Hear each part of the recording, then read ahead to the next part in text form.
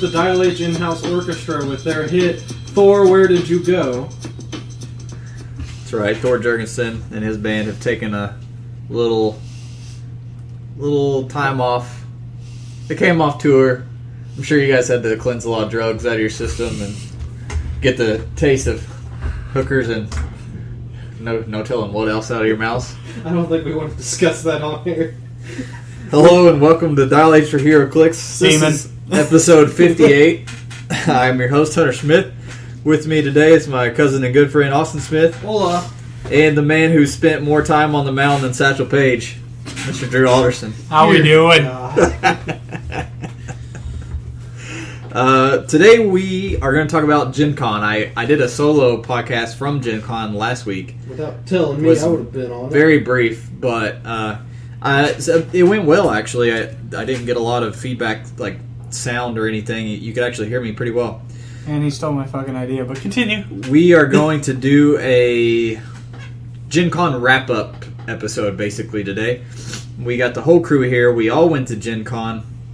We're going to talk about the con in general, talk about the spaghetti dinner, again, because I didn't have Austin with me last week when I was talking about it, and then talk about the teams that placed in Worlds and kind of what that shows us for the metagame, and then our opinions on that, and then where we think things may head. We announcing the winner of the bets from there, and we'll go over our bets when we get to that part.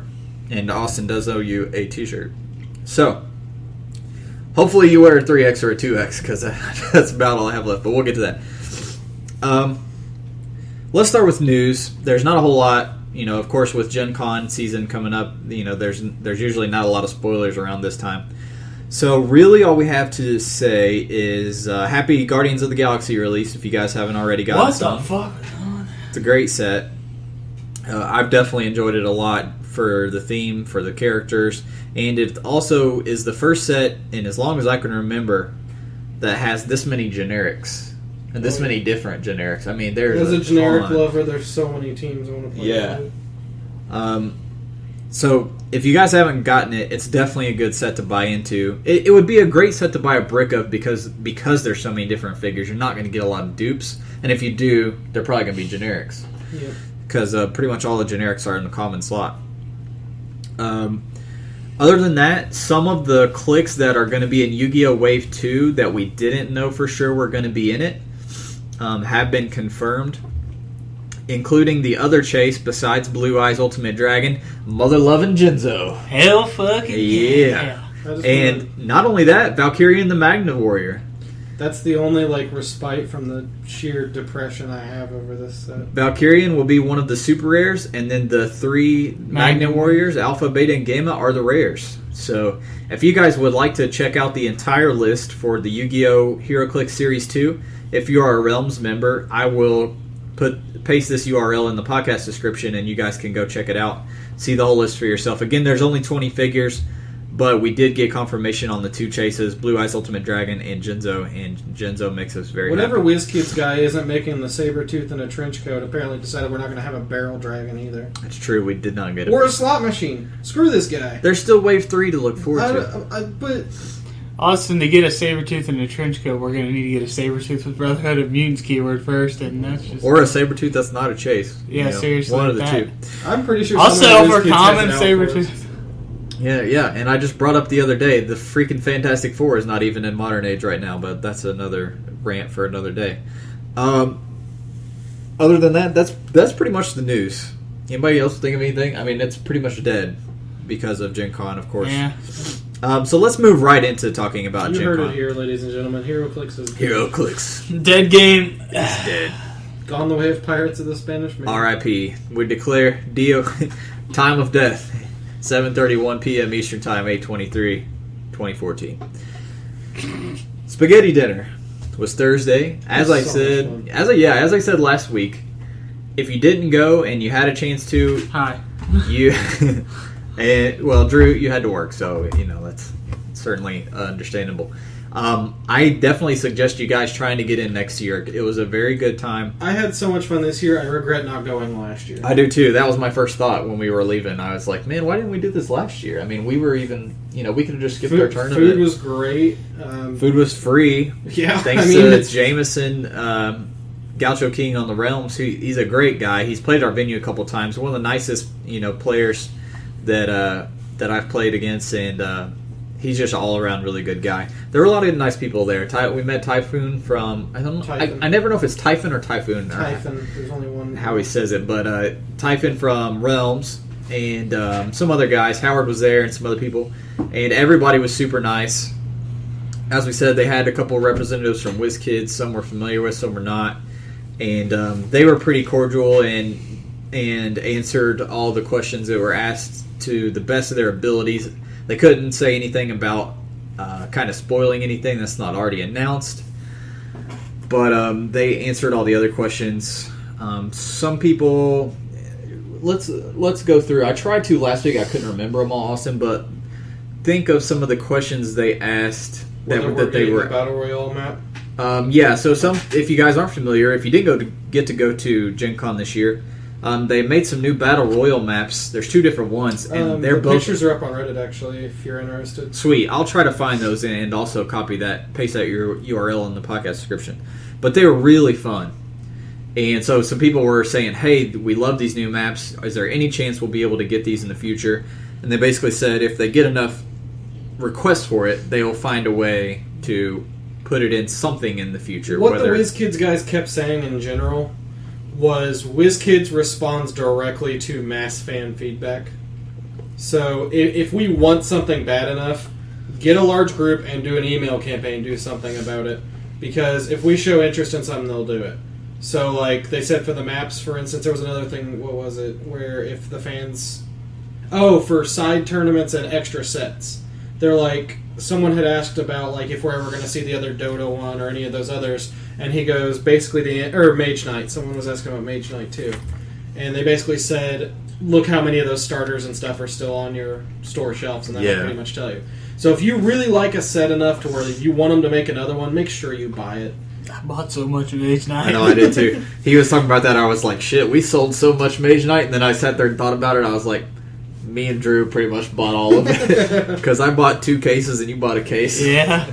But another question they asked, I think I brought up last week, was someone asked like, what do you guys think about game effects changing, such as the Yu-Gi-Oh pieces not being able to be the traps and spells not being able to be used in regular games with Yu-Gi-Oh, and that's kind of silly. And will that be changed in the future, or do things like that change? And they basically said, yeah, as we have more time to test things and fool with them, you can see things change. And that's one thing we've griped about before here on the podcast, and I personally think is really silly that they consider that illegal. But what else did they get asked? There was a lot of pretty like straightforward stuff. They talked about the new rules side a bit. People asked questions about that. I can't remember what else. There wasn't really a lot of noteworthy stuff, I guess. Yeah, there wasn't. It was a lot of just general questions, and a lot of personal questions, like was it someone asked if they liked Marvel or DC, and yeah. The one I wanted to talk about briefly was, I'm trying to remember exactly how it was phrased and then what the answer was, because I can't remember it word for word. It was the possessor question. Yeah, well, about entities in general and kind of the balance of the game at the moment and everything. Basically, someone had asked how they felt about the fact that entities were starting to become, or possessing figures weren't considered a resource or relic or anything like that, and if they had any intention to include them in something, or whether they'd be tactics or what. And or be on the watch list. Yeah, or be on the watch list. And he said, basically, they aren't discussing the watch list yet, because there isn't one ready yet, but that the entities at the moment, or where they are, are they considered tactics for? No. That's right. They're not considered tactics. DK Jedi wisely, and he was a really nice guy. I actually got to talk to him briefly. Wisely put them in tactics for the side events. Yeah. Because he knew they would just be straight up dominating all the side events, and the side events are meant to be more fun, laid back. But for Worlds or anything else official, they're not considered tactics. Yeah. Basically, what Necromagus said was that WizKids considers the design space, which, for those of you guys who don't know much about game design and stuff, design space is the capabilities of something. It's an idea like vehicles or something like that. It's all the capabilities you could do with something like that. So vehicle design space would include characters who interact with vehicles, like pilots and stuff like that. There's a broad range of stuff.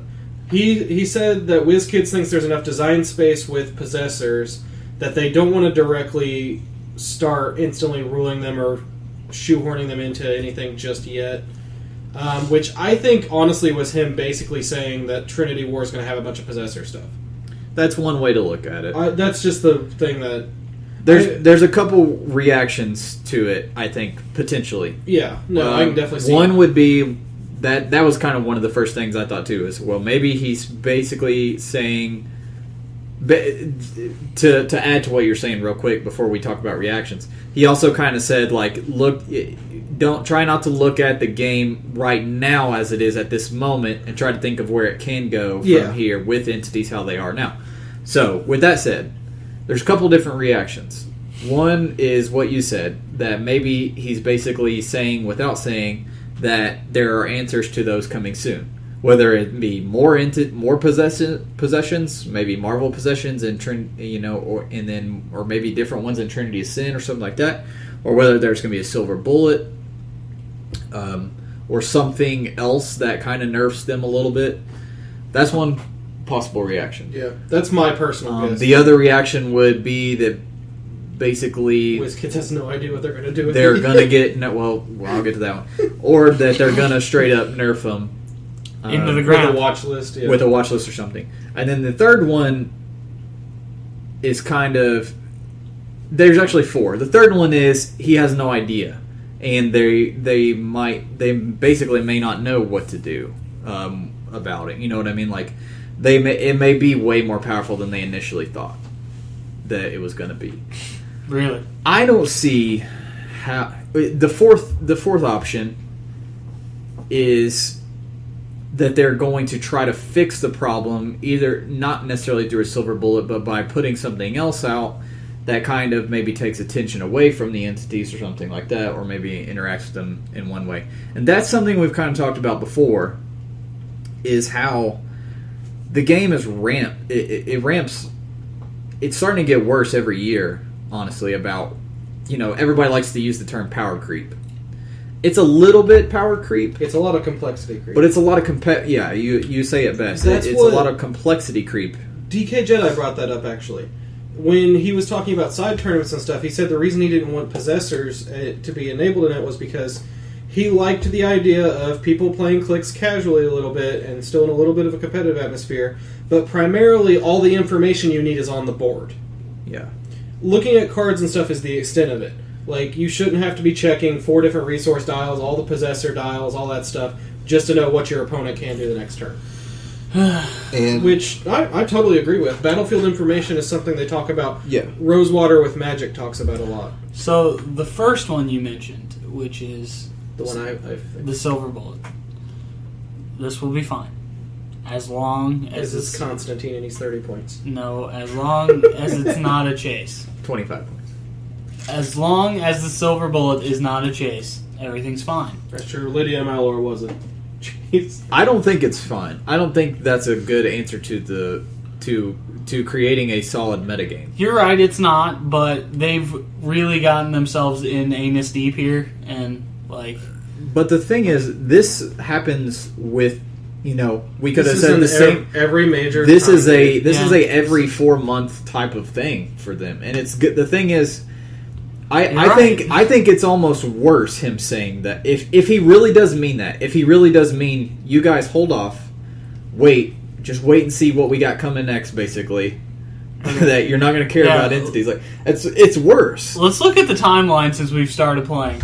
What was the first big thing? Infinity Gauntlet. Then, what did they do to stop that? Well, Infinity Gauntlet starting the resources. Power Cosmic. Bat Belt. was the but that was worse. No, Bat Belt doesn't answer Infinity Gauntlet. Yeah. Oh, that's right, because Infinity Gauntlet's It's not a power team ability. It's not a team ability. Yeah, sorry. But Disregard my rules, Fiasco. Basically, what I'm saying is they Spiral. They no, nerfed the Spiral. answer for Gauntlet and stuff was M10 Iron Man That's right. in Catwoman. Yeah. And M10 Iron Man's a bigger problem overall. Like, I think he stops the problem, but I just... He was for a while. He's not now. He's Yeah, not no. He was for a while. Especially And then because- vehicles, and then yeah. team bases, and then whatever new mechanic they put out is entirely too strong when they first put it out. Exactly. And they try to fix it not by necessarily balancing things out, but by trying to over amplify the next thing, and then go back and nerf. Last the year thing. when Teen Titans came out, they said they were going to try and stop the power creep. I think they failed miserably. Here's the problem. And this has been the problem going all the way back to tactics and feats. Heroclix has a web effect. Whenever they make something that can generally be put on absolutely anything, there will always be broken combos. So you need to rein back the power on that stuff.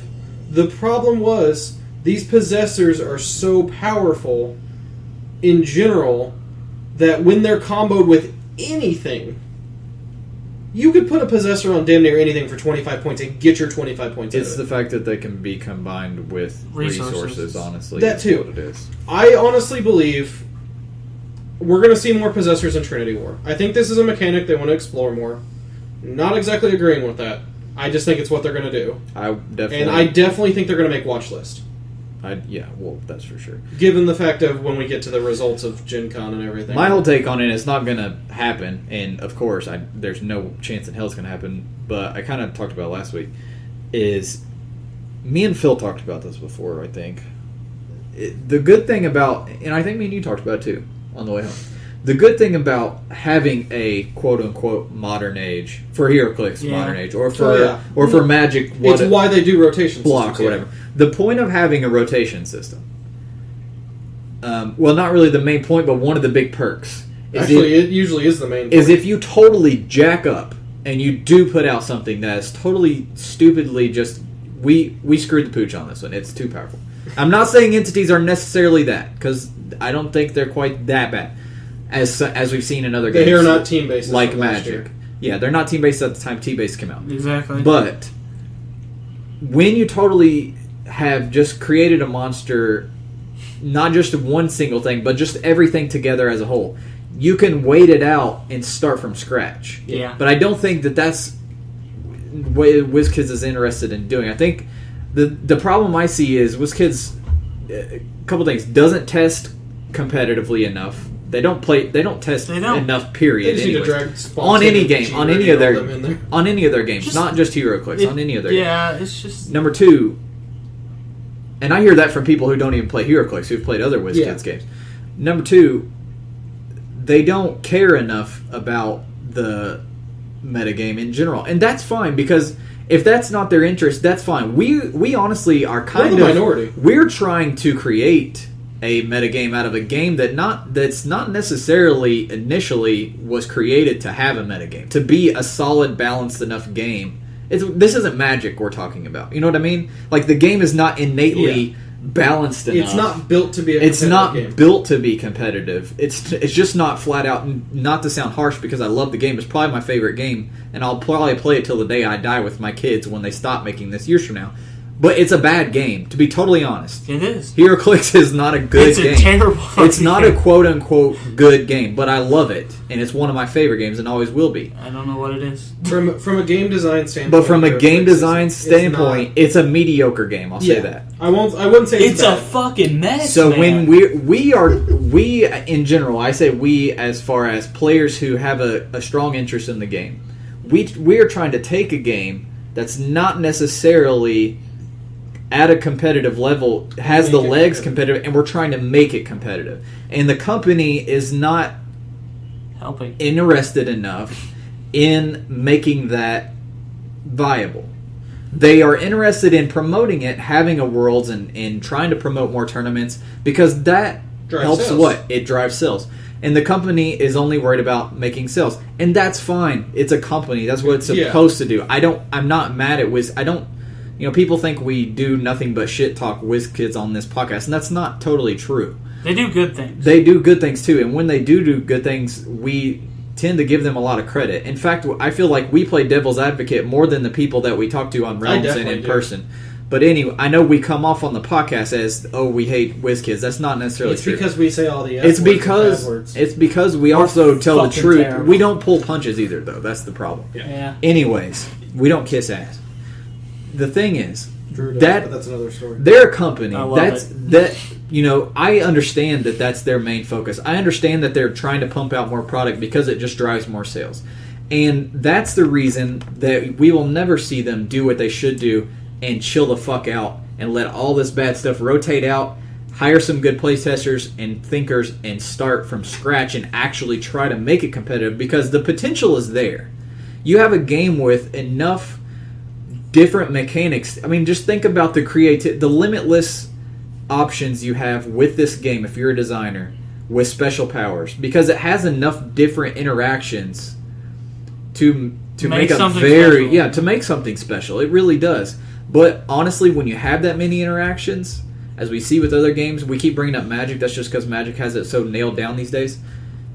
It's hard. That's got to be hard. You know what I mean? Like in all reality, Heroclix would be much more harder to make competitive than Magic would be. In my mind, it's the complexity. It's too complex because at this point. That's the thing that Magic, and that's the good thing about the game and the bad thing at the same time. That's the thing about Magic, though. Magic has the colors to divide everything up, at least. So the complexity doesn't cross across everything. People are going to be most of the time are going to be playing 5-color decks. Like the game itself dissuades that. Yeah. In Heroclix, I know it's not apples to apples. It's apples to oranges, but they're still both fruit. Yeah. Yeah. But like the idea of like putting an entity on anything is kind of the whole complexity web thing. I think honestly, I wish they would have limited entities to lantern figures. Well, anyways, the overarching point is, I don't think you're ever, if you're a listener out there and you plan on playing Heroclix forever like I do, I don't think you're ever going to see the day where there's nothing for you to bitch about. Seriously, you're not. I'm giving this community a special. No, I don't think you're ever going to see the day where we have what I would consider quote-unquote balanced metagame. It's not going to happen because they don't, A, have the resources to do it as far as have enough people hired to playtest and design, and B, care enough about design instead of money. We are not the focus, and that's fine. Yeah, totally. If I was the CEO of WizKids, I'd be doing the same damn thing. I'd be trying to make money and not give a shit about the people who are trying to play competitive. I'd be making a set with a Fantastic Four and a Barrel Dragon. I'm not hating. And an X-Force team base. I'm not hating on them. I'm just saying, you guys out there who somehow have this dream in your head and you're gonna be vocal about it until the day it happens, it's not gonna happen. To be entirely fair, Wizards of the Coast is building a game that is built to be competitive, and their metas are exactly the same. Something dominates every couple months, people bitch and quit, and they come back a few months later and try the new one. Because it totally refreshes itself. Yeah, that's what rotation systems are for. If you don't like the game, take a short break, come back in a few months, see if a new set released something that helped it. Like, it's just how these games work. So I think what's going to happen is there's going to be something that's worse than better than entities. And it's just going to keep ramping out of control. It's just going to... And honestly, I say that's fine. I just basically mean as a competitive player, we can deal with that. I think what they honestly should definitely in the making money interest do is shy away from the complexity creep. I agree. Because that pushes away new players. Yeah. And they need to shy away from making the chases be the figures that have these mechanics, because that also pushes away players. Let me say one more thing, Drew, before I forget. I brought this up last week, and it's the same topic as what we're talking about now. When new players come to me as a judge, matter of fact, I just had a new player come to me just today, and they asked me about the game. 2 new players, actually. And they asked me about the game, and I try to tell them the pros and cons and why I love this game. I used to be able to say, one of the best things about this game is for less than $5, I can build you a team that you could take to GenCon and have a legitimate chance at winning Worlds. I can't say that anymore when you make the chases of the hardest set to acquire the best fucking pieces in the entire game, and you know When you design that figure and you put it on a chase and you put it in that set, you are a designer. If you try to tell us that you didn't know the entities were going to be as good as they were when they came out, then you need to start showing us. Then you need to be fired. First of all, you know what you're doing. They're gonna stop putting them on chases because now you're pushing people away from the game. Now, when a new player asks me how much money do I need to drop to think about a decent competitive figure, I'm gonna say you're at this moment you're gonna have to drop at least $100 on one of the entities. You're gonna need at least one entity on your team, most likely, to stand a chance.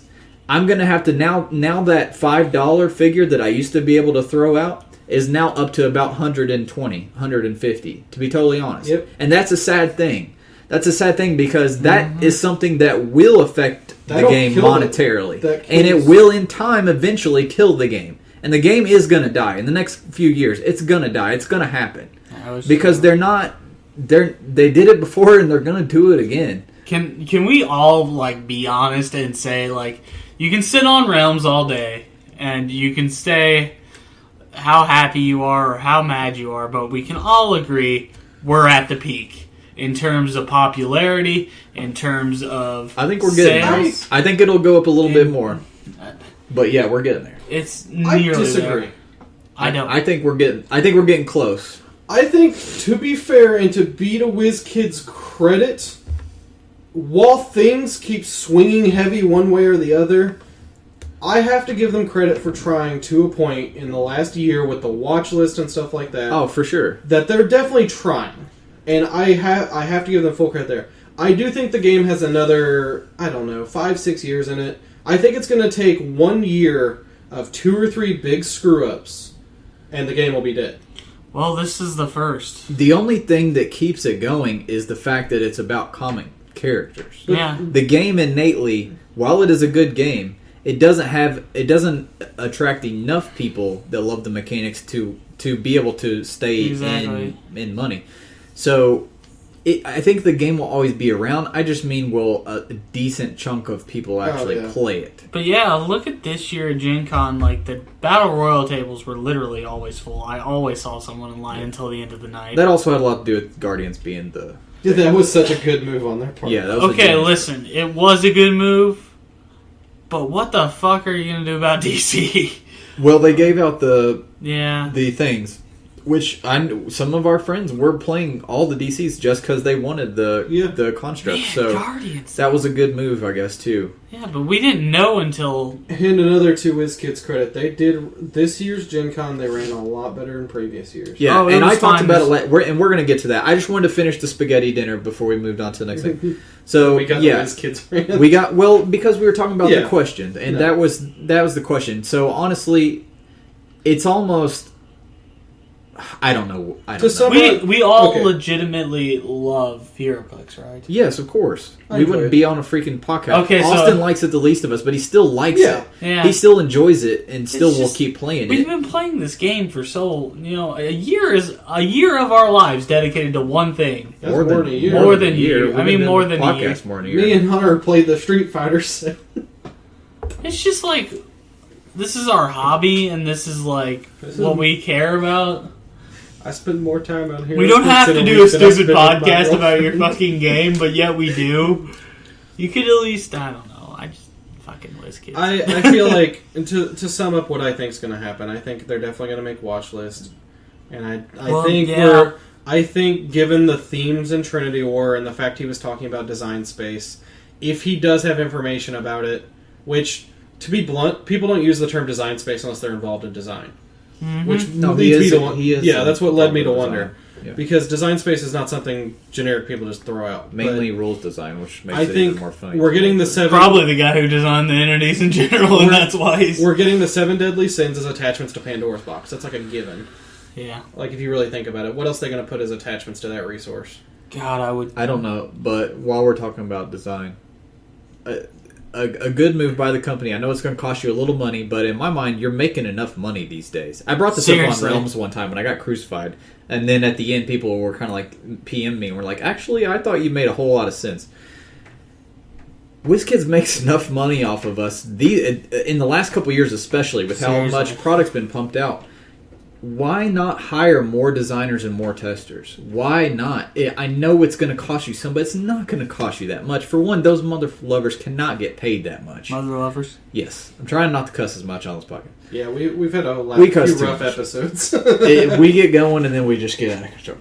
It seems like it's every Gen Con. But why not hire more designers And to be blunt, and more testers and hire people who have a genuine love for the game? Because I know some of the designers, I've talked to them, and actually only one designer, but there are some that you can tell, like at the spaghetti dinner when those guys were talking, there are some that you can tell that genuinely love the game DK Jedi's definitely on that and list. care about the game. The guy in the middle was too. Yeah. Like when he's talking, he like really liked the mechanics.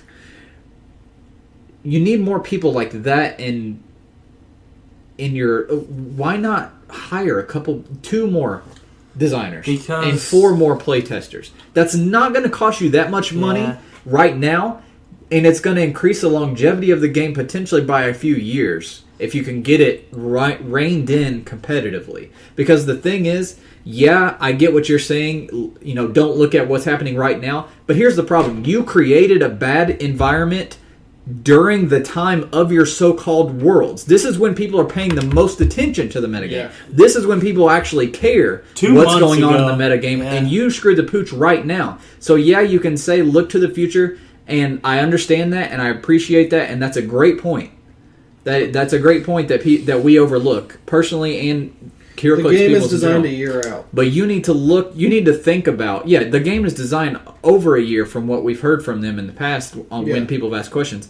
You need to try to have the metagame in its best quote unquote state around the time of Gen Con. Yeah. Or at least be able to you need And to at least be able to honestly, estimate if they did that right one year and we had just a crazy diverse top 32 at Gen Con next year, how much would that promote the shit out of the game and try to get more people from other games to start playing the game? That's what got us in it. That's exactly when initially the year before the Infinity Gauntlet, when you looked at Worlds, the teams were pretty diverse. We walked into it and we were like, And even with the Infinity Yeah. Gauntlet, the actual pieces people played with the Gauntlet were all Hilariously. extremely different. I think the problem is though, NECA. Okay, WizKids is the towel and the wet towel, and NECA is the wringing it out. They don't care about the game's length. I don't think they don't care about the longevity. I think they just care about. I don't making know money. anything about the relationship between the two. I don't know much either. I do know that a lot of times we, not just us personally, but us as far as Heroclix vocal We just blame majority, WizKids. we give WizKids a lot of shit when we talk about late deliveries and stuff. I've actually had personal, at our venue issues with this recently, and a lot of the times it's not WizKids' fault; it's NECA's fault. and Alliance. And Alliance, Alliance mainly usually, and NECA too, mainly Alliance. I forgot what I was going to say. But yeah, I just feel like Oh, I remember. So Paizo does Pathfinder, right? right. Paizo's been doing a playtest system that I really like. Basically, they've been hosting playtest events for books and stuff, inviting a bunch of players out to come test a bunch of the new stuff that's going to come out, make them sign an NDA and all that stuff like that, and they run it through before they send all this stuff to printers. If WizKids held these events, I mean, like, people would show up. If you said, here's an upcoming set. I know surprise and a random booster is kind of like part of the thing people like. But for the people who genuinely care about the game, let's say WizKids was here in Indianapolis. If WizKids said, okay, on Saturday next month, we're going to have a playtest day, we're going to have a couple boosters from a new set, bunch of stuff, do you guys want to come out, check out the booster, sign an NDA that you're not going to go post about them or whatever, would you go do it?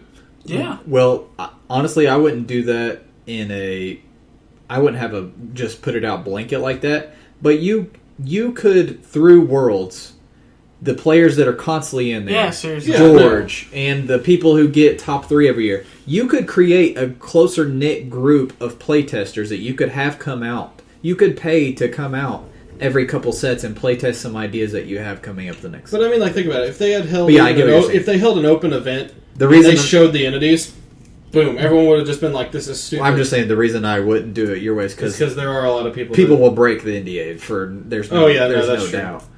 But I'm just I get what you're saying. Paizo does a really good... Well, actually, Paizo doesn't... I don't even think they do an NDA anymore because people were talking about stuff that was upcoming and crap like that. Well, and I love that idea. Paizo's different because they make an RPG. I understand. And RPGs are balanced kind of differently than a game like HeroClix. We're balanced by imagination. Yeah, exactly. But it's just, like, this game, it's in a weird spot when it comes to competitive because... We want to see it do well. We really do. I think that's where if we sound angry and passionate, it's not straight anger and passion. It's passion for the game. Could you imagine how much the team who spent on Team World spent on entities? And he borrowed most of them, as he said. He said it. And he even said, it sucks that... Because somebody was like, I wish I could get a hold of 3 chases and win World. And he was like, yeah, it sucks. I have borrowed 2 of the 3 from... this guy and that guy, and he's like, yeah, it sucks that that's the state. It does. It does. It's retarded. When you make that mechanic, that's the only mechanic in freaking War of the Light that has the potential to be that strong. Exactly. And you put it on the chases, on all the chases. I love. Anyways, thinking about DK Jedi back with the whole not allowing him in side tournaments. Had he not done that, no one would have done side tournaments this year. I would have had a bad time. I know that. But anyways, and that wraps up the spaghetti. Yeah, that wraps up the spaghetti dinner. Battle Royals. Battle Royals. Great thing. Map, Guardians of the Galaxy. Okay, so... Drew and I both did Royals. Let's talk about our stigma with Battle Royals coming into this year. Because last year we had a good time. And we did, but last year we were able to play together with our group of 4 friends. Yes. And... This year was the first year of everything's totally random. I'll say, personally, it ran a million times smoother than what I anticipated. You agree? Definitely a million times smoother. 10 times over. Way better. It's better than last year, actually. I kind of talked about it last week. I'll go over it again. The way that they do it is they have a sign-up sheet for Marvel. Austin didn't do it, so he kind of doesn't know how it went. There's a sign-up sheet for Marvel, sign-up sheet for DC. Mm-hmm. When you come up to the booth, you hand them your tickets, you sign which one you want, and then you go and sit at the table and you wait. When that list fills up with 16 names, then they take 16 boosters, they walk over to your table, they pass them out, they give you each an ATA, there's 4 of each ATA in there, and then you meet randomly with people who have the same ATA as you. Exactly. There's a very slight chance you'll get paired up with people you know, but most likely you're not going to get paired up with people you know. If you, it went smoothly, way smoother than the line system that we got used to last year. Oh, God. It was and it's also nice because you can sit and you don't have to stand in line. There wasn't a time. I saw maybe like 2 or 3 times where the line was overly long. Yeah. But other than that, it was pretty easy to It went very smooth. Awesome. They really did do a great job of improving on last year's Royal situation. And honestly, the Royals weren't that bad last year either. It was just a lot of standing. It was just a lot of waiting in line. Yeah, this new format made it go smoother. It sucks that you can't play with your friends. That part does suck. But at least they kept people from gaming it. But yeah, at least but if you get enough of your friends, you could just get 16 of you go to a table. That's a lot of freaking planning, though. Yeah. But anyways, it did suck because then I had to play a couple with. For the most part, all my, partners were fine. There was, of course, 1 or 2 people who everyone always definitely would not have liked to play against, but it was a good time. It was a great move using Guardians. I would have never in a million years thought they would have used Guardians for it. It was a great sales move. It was weird, man. Because a lot of people, I know myself included, were not planning on doing any Royals at all, and then we found out it was Guardians. I was like, well, fuck, I'll do something right now. Fuck it, why not? So that was a good move. WizDiz kids did a great job with the new Battle Royals format. And then they also added a format that does help you play with your friends. So it kind of makes up I wish for the we would have known about it. And we didn't find out about it until the last second. I'm going to try to talk you guys into doing it with me next year. Oh, yeah, I'm on board. But they did a team-sealed event. If the game's not dead. It won't be. I'm just kidding. So they planned it out in a year in advance, and they're like, we're dead. So let's say that Drew, Austin, and I are going in together. You have 3 people on each team. Our squad, us 3, we get 6 boosters. We share those boosters. We open them up, see what we got. From that pool of figures, out of the 6 boosters, so 30 figures, we each build a I don't remember how many points team, 300 or whatever. We each build our own team, and we can share that pool of figures to build our teams out of. And then we build a sealed team, and we each play one of the opposing players. That's 3 rounds, because we're each playing 1 round, and whichever team wins 2 of the 3 rounds advances to the next match. Very cool idea. Oh, yeah. Fortunately, I didn't find out about it until it was too late. Yeah, dude. Like, I would have been on board. But we had some local players who did it, and they had nothing but good things to say. They really enjoyed it, even though they didn't do very well. Everybody I talked to really, really enjoyed it.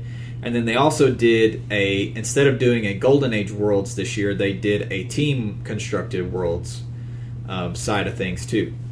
So that was also excellent job, WizKids. That's a great idea. Now it sucks that we can't do the Royals with our friends, but now you have a cool format, and that has a cool mechanic, and it promotes playing with your friends. And as someone who came from Magic 2 at a Giant, like that was my primary focus back then. That sounds awesome to me because, for one, it increases your sealed pool of what you have to play with, so it kind of reduces some of the disparity of people have with sealed with luck and all that. You get to build 3 solid teams out of what you pull between the 3 of you, and you get to play with your friends. I mean, that's awesome. Side events, I was scheduled to play in 2. I only ended up playing in 1 because of issues with everything. But I played in a Yu-Gi-Oh! And had a good time.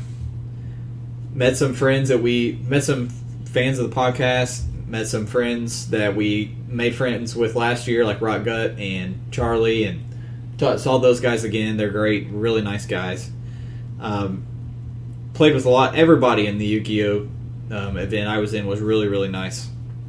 I ended up getting 3rd in that, and then I ended up having to skip my last one because I was trying to find Austin. We had everybody's phones were dead. We couldn't meet up. It was a big mess.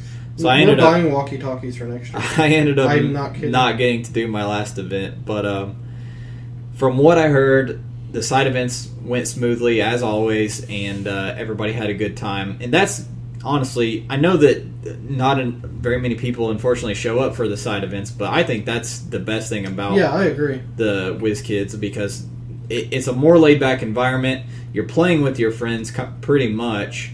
It's almost like doing a local tournament, but with people you don't know, and then a chance to win a con at the end. Yeah. So that went well. Did you win one? Yeah, I got duped. Yeah, I won one too. Oh, you mean last year? No, this year. I was gonna say last year you guys made fun of me for how many you won. I mean Royal. Did you win the? Oh, did I win a Royal? Yeah, I played 3. Yeah. I ended up going home with a con and 3 super rares. Nice. 2 super rares in one of them, and then 1 in the other one. Yeah. Then next is the overall turnout. There was a lot of players there. I know that for Worlds, dang it, I've already forgotten the number. It was between 200 and 300 players that entered Worlds this year, Modern Age. I can't remember the exact number. I want to say it was higher than 250. I want to say it was either 260 something or 280 something. I'm sure they'll post it somewhere eventually, but so really good turnout for Worlds. I think that's more than last year. And then the Team Worlds, I'm not sure how many people turned out for that. We saw a lot of people, as Drew said, the Battle Royales was just hopping. The whole weekend there were people on the Battle Royals tables. Pretty much.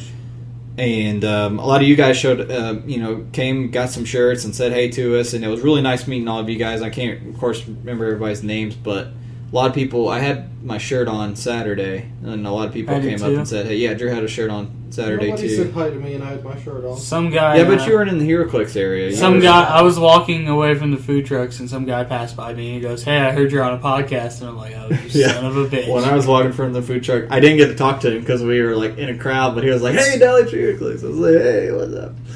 So a lot of people came up and talked to me in the Heroclix area, so it was really nice meeting you guys. When we were at spaghetti dinner, we met some people too. Spaghetti dinner. But I have some t-shirts. We'll talk about t-shirts later. We'll talk about t-shirts at the end. There may be a chance for you guys to get some t-shirts because I have some left, just not in all the sizes. Judging wise, unfortunately, from what I hear and didn't witness, but it's all over the freaking realms, is that a lot of rules things got screwed up in the semifinals and the finals Of Worlds? of Worlds. Yes. Shit. I guess I shouldn't say huge, but one of them is a pretty no-brainer to me. But anyways, What are they? well, one in general is, and I don't want to go on and on about this, but basically, one of them is an interaction between Silver Centurion's torpedo and an opponent having shape change. Yeah. Because, and I'm going to bring this up, and people are going to send us emails in and argue with us all day long, because it's kind of a toss-up. Well, it's not anymore. Now I know I'm right, but anyways. Because on the torpedo, at the end, when you do the free action to remove it, it says blah, blah, blah, blah. At the beginning of or end of your turn, if the marker square is occupied by an opposing character, you must remove the marker from the map. Keywords here. Let me read that part again.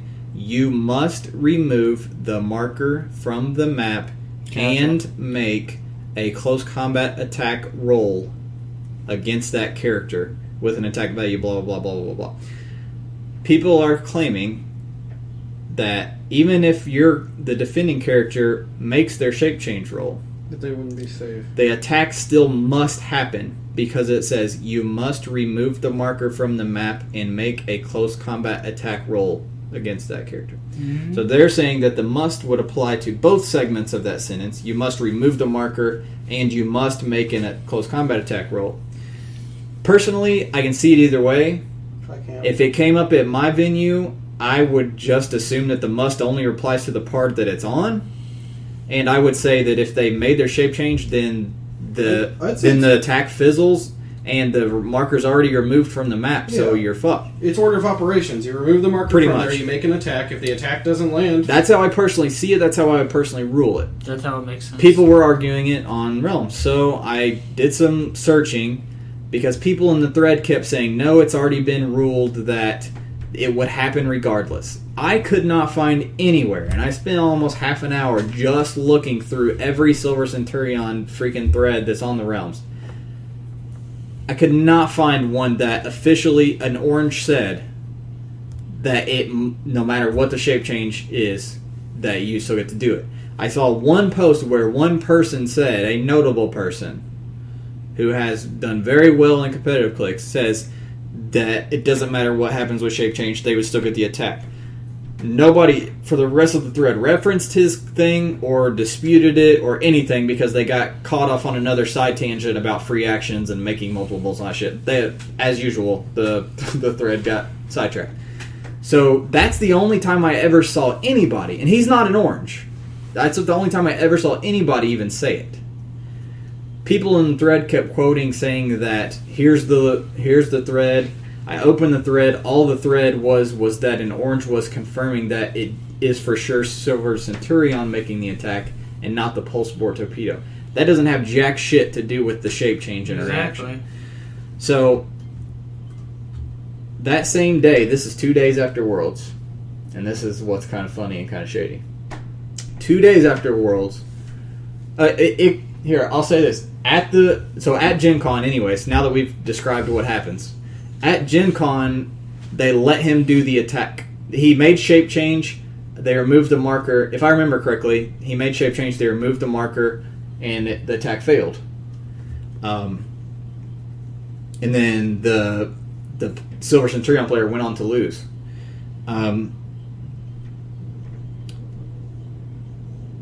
2 days later, when we were talking about this thread, while we were talking about it, I'm searching for an official answer. The one I find is on the new system, 2 days after Worlds, I love the new system. and it says that it works how I'm saying it works. If they make the shape change roll, the thing is already removed, it can't make a roll, and then it fizzles out. So people are saying, yeah, they basically covered their ass. It's a cover their ass moment, you know. Yeah. I doubt They it. ruled it, you know. They ruled. I told Hunter If they you kept a guys, list of here's what I'll say. For those of you guys who are like probably screaming at your computers, saying I'm saying that, oh Hunter, you're wrong, you're wrong, you're wrong. Please link me an official orange ruling that it would still happen, because I cannot find it. And just because you guys talk to each other and think that something happens, that's fine. There's a lot of things in Heroclix where wording-wise, I think that they totally ruled it wrong.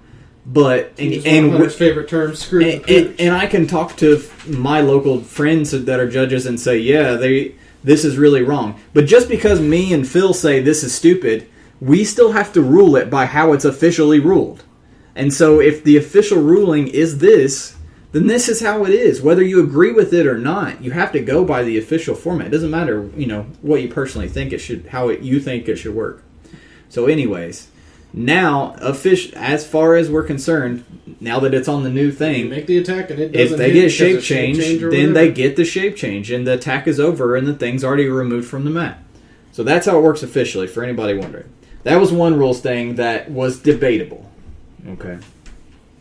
Because people are claiming that they had officially said that it worked.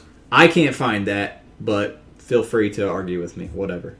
I know I'm right now, so... Drewster Hunter sounds a little tense this podcast. Second one... He's got a point. Second one was the total fuck-up. There was a total fuck-up? Total, in my opinion, by the judge, total fuck-up. The Silver Centurion? And another cover-your-ass moment by WizKids. Okay, let's see what... Let's pull up... So, Patrick's playing Iron Pharaoh. Patrick, for those Spontan... who went on to win Worlds this year. Iron Pharaoh. Has Iron Pharaoh, who has what on his damage slot on the top click? He has Outwit. Outwit. Okay. Yep. He's possessed by Mr. Parallax. Righto. Patrick He's possessed by wants to use Parallax's damage power as his pick-up power that turn. Okay. Read Parallax's damage power for me. Or, sorry, wrong one. Not Parallax. It wasn't Parallax. Was it... That's what I thought. It's the one without wit. It's the one without wit. Sorry, I mixed that up. Let me find the correct one. Is it Ion? Here it is. Ophidian. Oh, it's Ophidian. Okay. He wants to use the damage ability. Okay, he can use Outwit. When it does, it can use the countered power. Ah, fuck. That's not it either. Oh. God damn it. Which one? How many of these motherfuckers have Outwit? Maybe it was that one, but I don't think it was. I think it was the one that lets you do it twice. I thought that was Parallax. No, it's not Ion. We're going to end up spinning the whole time trying to figure out which one it is. I don't know. It's the one that lets you use it 2 times, I thought. Is it down dial? There's a top dial. I'm pretty sure it's top dial. Oh shit, maybe it wasn't. I'll look for it. Or maybe it... Oh, wait. Maybe it was the one we had first. Ophidian. Is it Ophidian. Because it gives... Yeah, okay, yeah. Okay, so Ophidian can use Outwit. Wait, was he using Pulse Wave with Iron Pharaoh? I don't know. Anyways, this will fit the question, regardless. Ophidian can use Outwit. When it does, it can use the countered power or ability for as long as it's countered. Now, typically, the way they've ruled everything, and this really started becoming a big question with resources, because resources grant you powers, a lot of powers. Right. Typically, if my figure already has Quake on its dial, and I drop a hammer on that figure, I cannot get the free Quake. Right. Why? Because I can already use Quake. Yeah. That's been the ruling. It's in the player's guide. It's been in like the last 3 or 4 player's guides. If an effect would grant a power that a character already has access to on their dial, they cannot use said power from outside whatever, resource, whatever. Yep. In this case, entity. So, if Pharaoh already has Outwit, and Ophidian has a special power that... I think it was Ophidian. Motherfucker, I'm going to have to look it up. It's fine. It still works. Anyways, he cannot use this type of Outwit. He would have to just use Pharaoh's regular Outwit. He asked the judge, can I use this, special Outwit instead of Pharaoh's regular Outwit? Judge says yes. The opponent's like, what the fuck? Like, this is not something you've ever, ruled like this before. But because the judge says that, you have, as we all know, and I talked about my experience last year, I know that I'm correct on my 2 rulings that I asked, even though the judge ruled them both incorrectly at the time. Jesus Christ, look at all that shit they got for winning Worlds. I know that with Heroclix, if whatever the judge rules, you have to go by it. So anyways, they let them do that. Now that one is not disputable. That's not like the Silver Centurion shape change. It should be a golden rule. Like, it's one of those common things. As I said, it's in the motherfucking player's guide. Yeah. And that is an official WizKids document. That is an official document put out every year. Who's the 2 days later? I don't know who the judge was. Doesn't really matter. 2 days later, another cover your ass moment. That same day as the Silver Centurion thing. Question: if a figure has something that grants them a power that they can already use, but has another part to it. So, for instance, on this one, when it does, can they use the other one? So the question was, I think the question on the thing was like, let's say Ophidian's movement power. Ophidian can use barrier, plasticity, and quintessence. Say that your figure already can use plasticity. Basically, they're saying you could choose this and you could still choose to use the quintessence team ability. I'll bring it up here and we can read it together. It'll take me a minute. Okay. Anyways, that was the other rules fiasco. So, Jesus Christ. Yeah. That was the other thing. Let's look at his team real quick to see exactly. I loved his team, actually. It was Ophidian. Yeah, so it was the special outwit thing. So yeah, you would love his team, by the way. They let him use that. Because I basically built this team. Outside the Lyra came out of left field. The Lyra with the sniper rifle was genius. Yes, it Move was. an attack with that much range on it is retarded. And then if she's away from her own figure, she gets all kinds of other crap too. So anyways, I'll pull up the official wording on what they said. And this is funny because this one I can't take their back on. I can't be like the Pharaoh thing. And this one is a total flood 180 degree turn from what they've officially done. Where's it at? This one. Forum link. It's weird because I like the new result, but it's such a backwards result compared to what they've done in the past. No, you can always do that. While I'm trying to find this,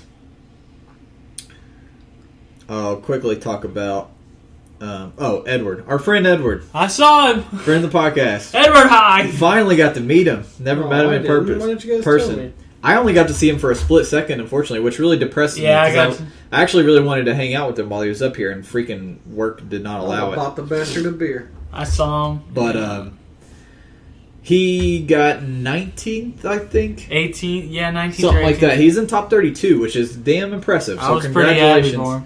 For those of you guys who don't listen to the Starting Over podcast on YouTube, be sure to check him out. He's a great guy and a very, very nice and knowledgeable guy. He passed by me. He goes, Donald H. And I'm like, I'm on that podcast. Did you walk up, shake his hand, like, hi, I'm Andrew Alderson, I'm on a podcast? No, I didn't. But I got Harry so many times. He talks about how he wanted to go hit up the Cinnabon in the mall, and I'm like, I just got done at Cinnabon, and you will be pleasantly surprised. I've never been to Cinnabon. Oh, fuck. I've heard nothing but good things, but I have never been. It's so bad. If you want, I heard if you want something covered in liquid diabetes to go there. Oh, fucking! It's just. Well, you could say that about a lot of fast food places. Yeah, but this is like literal diabetes. It's really bad. Literal diabetes, not metaphorical, not exaggerated. This is literal diabetes. It was so good. Well, but unfortunately, we didn't get to freaking hang out with him. Yeah, I didn't. I was going to go out with him next day, and I ended up having to work all freaking day. Work has been crazy lately. So, I'm sorry, Edward, but I'll buy you a beer next GenCon. It was nice to see Edward in. We're very proud of him and his performance. So, with that said, let's go over our... I'm still trying to look up the outwit thing, by the way. Outwit from two sources? Is that it? No, this is a different question. There's too many freaking... Wait, that question's kind of weird. No, it's not. I read it. It's simple. That's not the same question either. Unfortunately, there's like 13 freaking outwit questions on this thing. Let's go over our predictions that we had for last year. Oh, Jesus. Or for the top 16. So here's the thing. They didn't present... So far, I'm sure they will eventually once they get all the info together. So far, they have not officially given us a list of like who plays 16, 15, 14. You know what I mean? Mm-hmm. All they showed us was the builds for the top 32. So for some of our answers, our predictions, we're going to have to double them because we did them for 16. So for example, question number 1, how many entities will be on the top 16 teams, we're going to double our guess and say how many entities would have been on the top. So, for example, I said 13. So now the question is, how many entities on the top 32 teams? My 13 becomes a 26. Aw. You know what I mean? This is the only way to do it on the number ones. Well, we can't just compare it to the top 16. No, I'm saying I don't know who's. We top. don't know Oh. who the top 16 They is. just posted 32 Yeah, teams they just like post- a shotgun? Yeah, they post the top 32 teams in their build sheets. They don't say who's in what place. So that's how we do it, and it's fine. It's fine. It applies the same way. And so what I did was went through all the numbers and then marked down for the top 32. So for question number 1, Is that 3 belts? yes, there's only 3 belts. There's I was only shocked 2 there were power any plants. There's only 2 power plants. And that was me and Drew's choice for most popular one. So question number 1: how many of the top, in this case, 32 teams will have entities on their team at all, no matter if it's 1 or 4? I said 26. Basically, I said 13, but 26. Drew said 20. Austin said all of them, 32. The answer was 22, which closest one would be Drew, because I did 26, Drew did 20. So closest one was Drew. So Drew takes question number 1. I already know who wins this. One for the but team. Drew's got 1 point. Question number 2: what will be the most the figure on the most teams? And this does not include entities. Yeah, we flubbed this question bad. Well, I got close. I got third. I got the third most popular. Fuck. I said split lip. Drew said bullseye. Austin said black talon. There, out of 32 teams, there were 9 Bizarros, which I don't know how any of us didn't say Bizarro. I know. And More 8 Despotellus. Despotellus, which I don't know how any of us said. But third place was split lip with 7. There you go. And then bullseye ended up having 2. 2, and Black Talon had none. Talon had... I wrote him down 1, so that means he had at least 1. So Okay. Talon had 1. So I ended up getting the closest on that one. So Hunter got the So I get 1 point. Nobody guessed that, by the way. I don't think on our guesses either. Number 3, which resource got played the most? Drew and I said power plant. Austin said battery. Battery out of top 32 was on 13 teams. Book was on 6. Phoenix Force surprisingly on 4. Belt on 3, and power plant was last with only 2. So Wow. Austin blew us out of the water on question number 3. Everybody has 1 point right now. Question number 4. I totally fucked up on this one. Question number 4. What will be the most popular theme team? Remember afterwards I said what I thought it would end up being. I said Green Lantern Corps. In my head, I'm thinking like entities. People are going to try to do Ion and then do a Green Lantern theme. Forgot about the entity. I forgot that entity has its own goddamn keyword. Drew said he didn't know. He wants to basically do a tie. So we were like, okay, if there's a tie at all between no matter what it is, Drew gets it. Austin said monster. There were 9 entity themes, 3 New Mutants, 1 Justice League, 1 Armor, 1 Legion, and 1 Animal, and 1 Hand. Or no, the Hand was the Legion. So that was it. Yeah! No, we all fucked up. Oh. There was no That's good. tie. Yeah, there was no tie, there was no Green Lantern, there was no monster, so I'm not going to give anybody a point on number 4. We all fucking suck. Okay. Number 5. It's kind of hard, Hunter. How many Colossals were on the top 32 teams? I said 0. Drew said 2. Austin said 8. The answer was 0. No Colossals. No Sentinels? Not a single one. Holy shit. So I got that I one. expected Zombie Galactus or Sentinel or even Anti-Monitor, but... Number 6. How many team bases in the top 32? I said 8. Drew said 8. Austin said 6. The answer was 5. So Austin gets that one. Suck it. He was closest. Well, we know the And for anyone interested, those team bases were 3 New Mutants, 1 Justice League. I don't remember what the other one. Actually, it may have been 4 New Hellfire. Mutants. Was it Hellfire? No, it wasn't Hellfire. I think it was actually 4 New Mutants. What was the next one? Oh, next one. What player will win? I think I should get like 5 points for this, but whatever. You win anyway. Shut up. Actually, I don't really know. Me and Austin. Yeah, this will put me in the lead at least. Which player will win? I said Spontin. Drew said George. Austin said Jetery. All our guys were in the top 32. My guy got first place. Where was George and Jetery? I don't know. I know Jetery got like I don't think he got top 16. He said, but I forgot. George at least got top 16 because he beat Edward. Yeah, George was in top 16. I don't know exactly what he was playing or where he was at. I know Jetery was in there too. Oh, I'm trying to remember what Spawn said he was going to make. He posted on Realms. I can't remember. It's in that topic. And then number While you're going through 8. What was the last one? Oh, no, that's not it. Oh yeah. How many figures will be? Where's it at? What's the most figures we will see on a single team, not counting entities? And for this, if they did Horde tokens, I counted different types of Horde tokens. So if they're running 8 Warbot machine guns, that only counts as 1. You know what I mean? Damn, I might have changed my answer had I known that. Oh, he's making Chameleon. Oh, yeah. I did read that. So I said 6. Drew said 7. Austin said 9. The most pieces on a team was only 5. Damn it. That surprised me too. There was 4 different teams that had 5, but none of them had more than 5, so I got closest with 6, so I ended up getting it. But it was a lot closer than I thought it was going to be. I thought we did one where we said who would have which team, what's the most entities would be on a team. I thought we did. Maybe that's what this one was, not team bases. Yeah, we didn't. I don't remember. Well, then where? Oh, I thought we did. No. Okay, never mind. Number 6. Yeah, I think this was. Number 6 was... most entities on one team. Yeah, what would be the most entities on a team? Drew and I said 4. Yeah, that makes sense. Drew and I said 4. Austin said 3. It actually was only 3. So, regardless, Austin got the point on that one. Either way. Yeah, that surprised me. I thought there'd be at least one team that had 4 entities on it. Because we did see some ROCs that had 4 on them. So Regardless, Hunter won it. Justin Jordan, which is hilarious because that's the guy, the comic shard that I talk shit about all the time. Remember the guy that screwed over a bunch of really? It's not I don't know if it's really him, but that's his Gmail name. Yeah, he got the closest out of everybody who submitted. We only had like a dozen people that played the game. Justin Jordan got the closest. Nobody was very close. Honestly, he basically got like 3 or 4 right. Everybody else only got like 2 right, tops. And I was the only person that hit Spawn 10 surprisingly, which really surprises me because he's been kicking ass recently.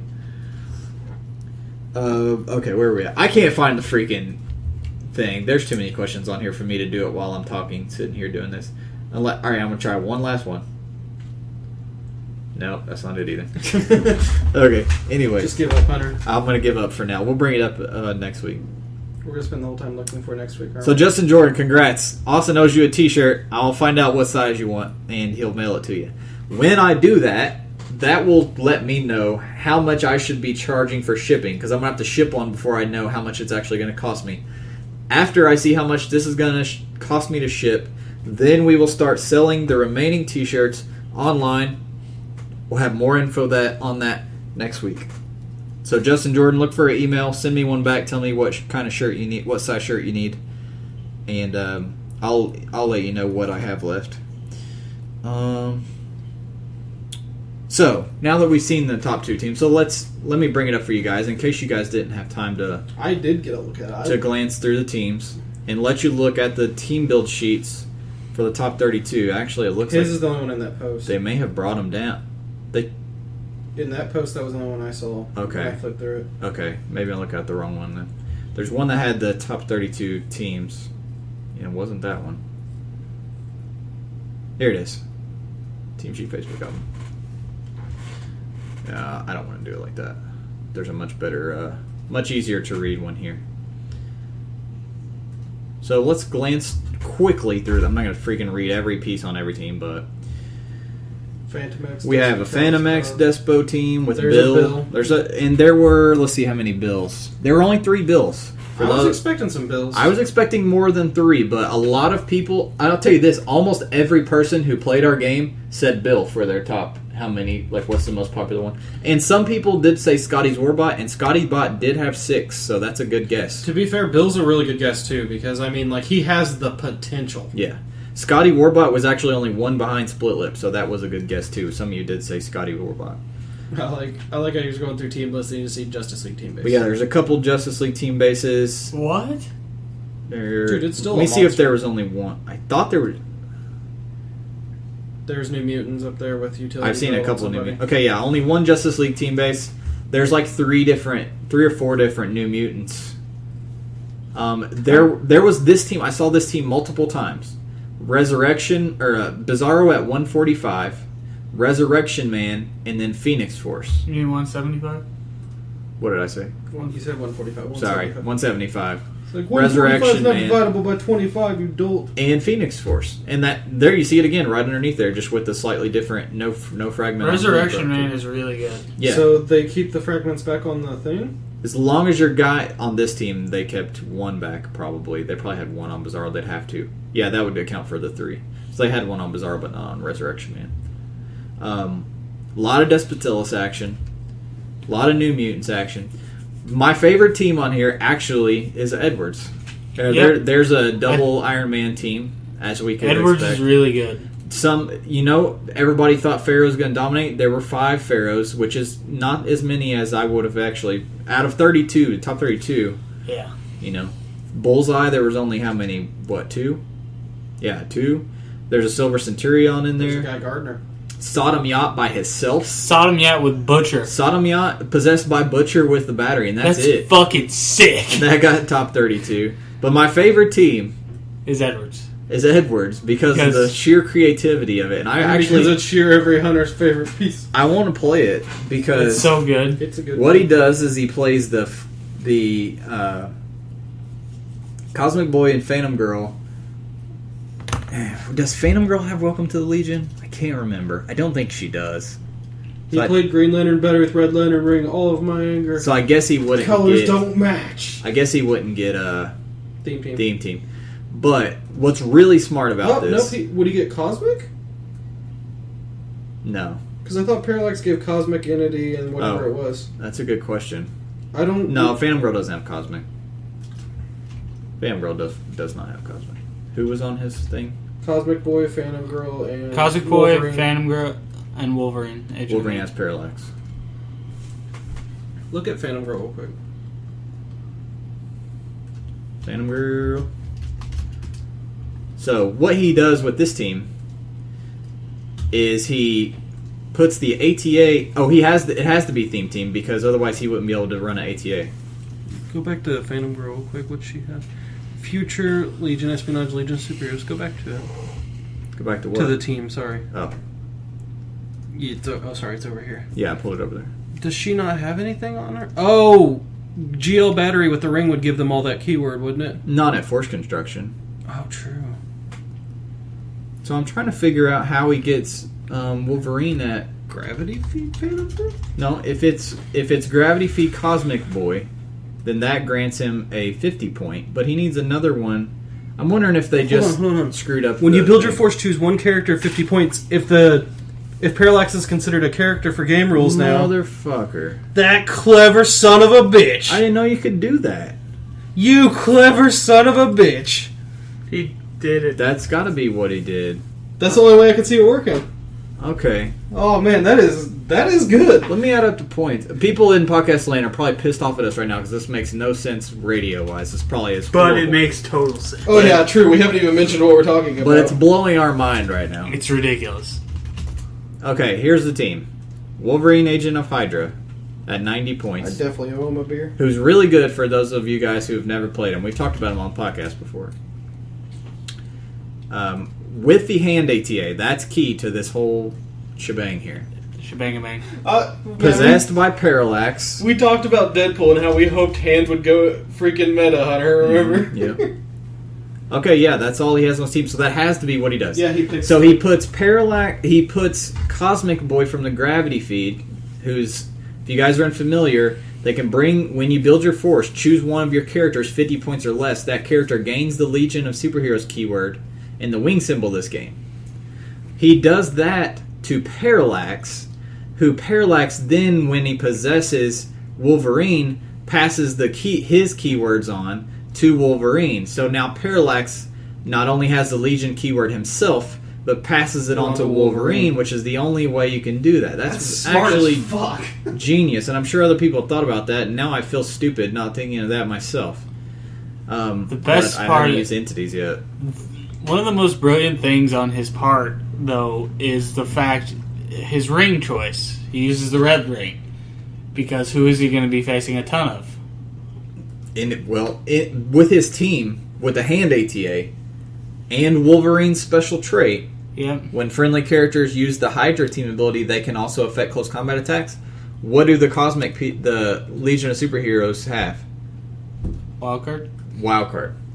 Not only can they copy Wolverine's regular Hydra when they make the attack, then they can copy the hand ATA so that lines of fire to them are blocked, and then they have penetrating poison. So they swarm in, they triggered the Hydra, then they copy the hand at the end of the turn, and then they basically can't be I'm going to say something, that is obvious. Edward's smarter than all of us because he used the red ring, and he knew that Bizarro was going to be there a shit ton.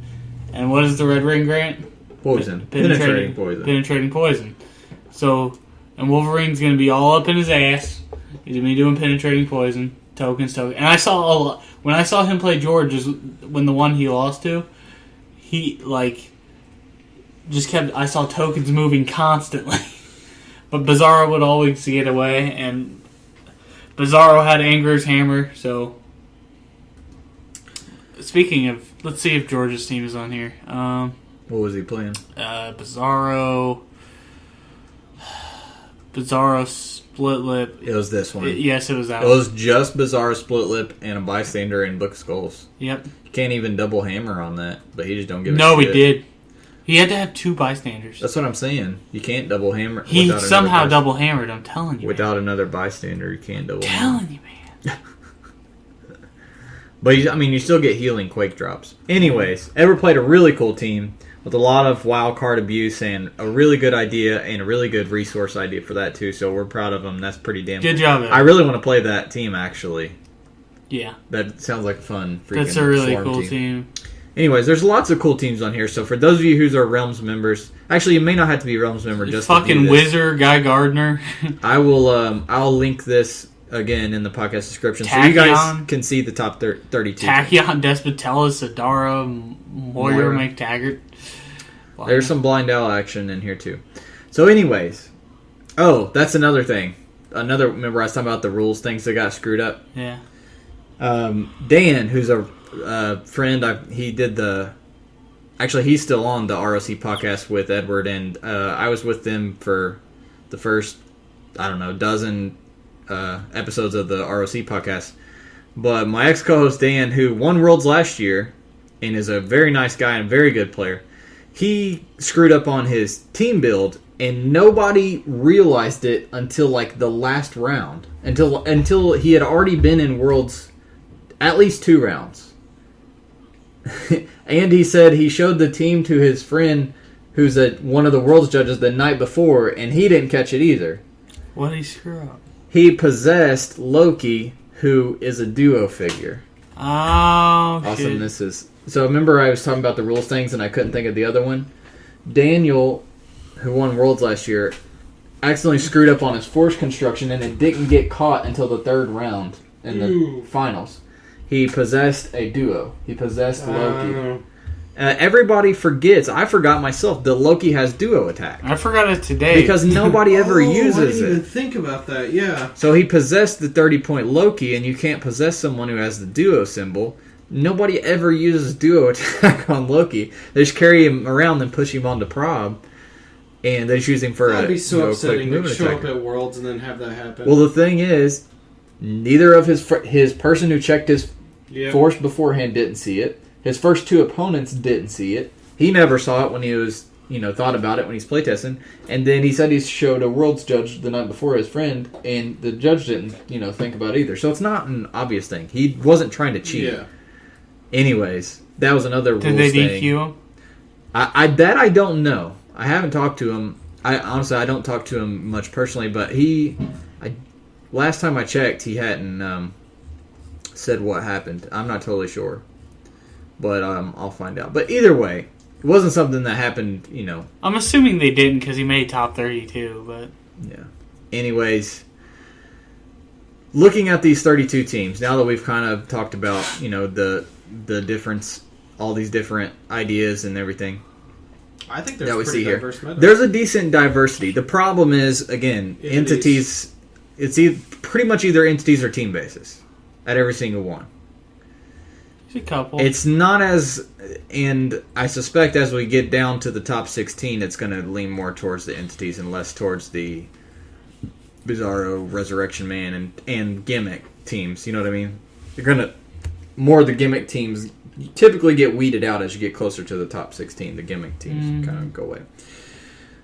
So it's a more diverse than we might think. The entities aren't quite as bad. The problem is the final teams, as far as I know, the top 4. I know exactly what the 4 teams were, and all of them had entities on them, including the winning team that had 3. And most of the teams that placed well had at least 2, if not 3. And when you think about the fact, again, that that's $100+ figure each, on top of whatever else you're putting them on top of Iron Pharaoh, this $25, it's not a great thing for the game.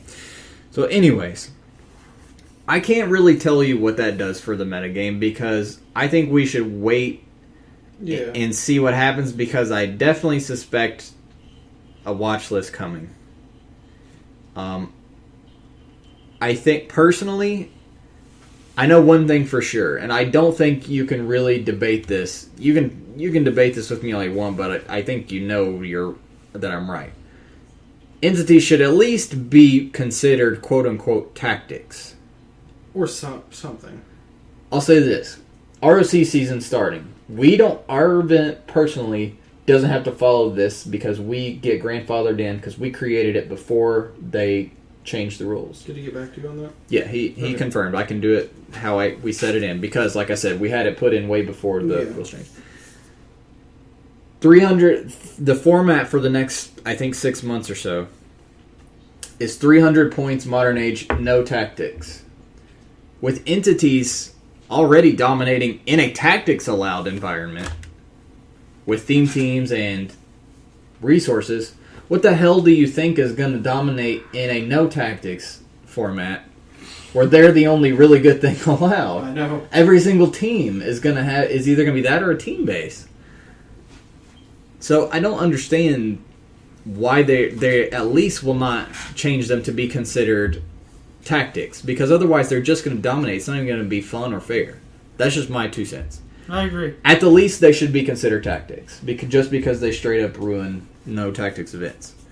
We saw that at GenCon. The guy changed it and said, "Hey, even though it says no tactics, we're going to consider them tactics for these side events." Then you can go on and say, well, maybe they're going to get watch listed and not be able to combine with resources. That may be the answer. I think it's a fine answer. I wouldn't be mad if they don't or if they do either way, to be totally honest. But I definitely think they need to be considered tactics. That's just my 2 cents. I don't think we need to freak out right now. This isn't team-based level freak out. Earlier, we were ranting and saying, yeah, it's not good. In the long run, I don't think it's good. That's kind of what we were trying to get at. I think it's more so the situation isn't healthy when it happens every year. Yeah, that's exactly right. Earlier, we were talking about, as a whole, the game, and the future, a game. Now we're just talking about this little snapshot. As far as this little snapshot, I don't think it's as bad as some people may make it out to be. The extremists may make it out to be. As bad as HC Realms. But I definitely agree. It does suck. You feel my freaking... you have my condolences. The cost per team is not enjoyable. is what is not Was it a dupe with Ion on a team? Yes, there was a dupe in the top 32. With Brother Voodoo, Bizarro, Split Lip, Man, Businesswoman, and a Book of Skull. Yeah, there's only one Brother Voodoo. Which one's Businesswoman? It's just one of the 3-point pogs. It doesn't have willpower or anything? No. It's Brother a 3-point. Voodoo, man. How many Brother Voodoos were there? I only saw one. One Brother Voodoo. Let me see. Yeah, only one Bro Voodoo.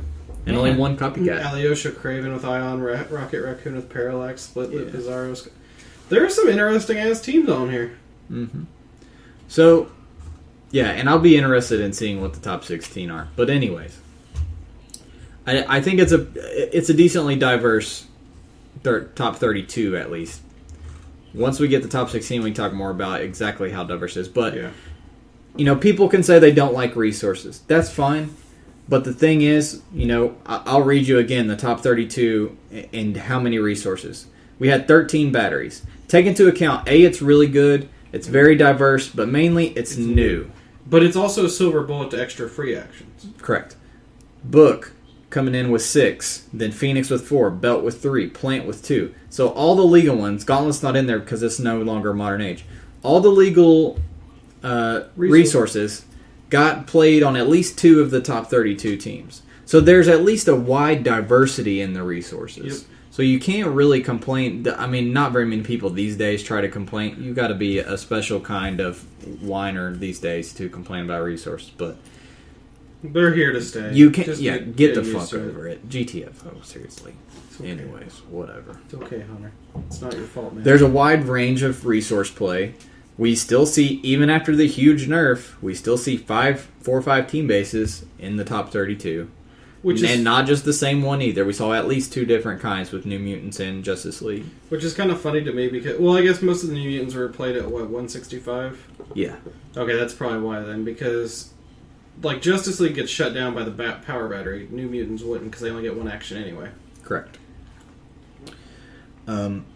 So there's even a diversity in the meta part of the meta game. Were there any non-green power batteries? They're all green. Well, they would have to be. The only other ones they could be are the black and whites, because the other ones aren't allowed. They're not out. That's true. But there were a lot of different rings. Yeah, I noticed that. Yeah, like we said, Edward had a red ring. This one here has a sapphire. I saw another one that had a black. See, I wasn't thinking about the fact the other ones weren't technically out yet. So maybe Edward... Yeah. I'm sorry, Edward, for complaining about your color choices.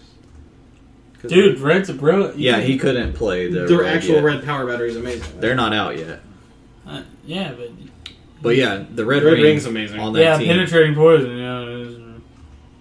I'm shocked we didn't see a Horde token team with penetrating poison on it. There's a White Lantern battery and a white ring with there we go. Sniper rifle, wall, decoy, net. Sniper rifle. Despotelis Absorbing Man. Who'd they put Sniper? I'd have to be Absorbing Man. Can you imagine dealing with an Absorbing Man that can actually have 10 rings? Fuck you! With Parallax and Proselyte on him, and then Adara on Despotelis. Wait, Adara's the one that gives support, isn't it? Yeah. Defend and something else.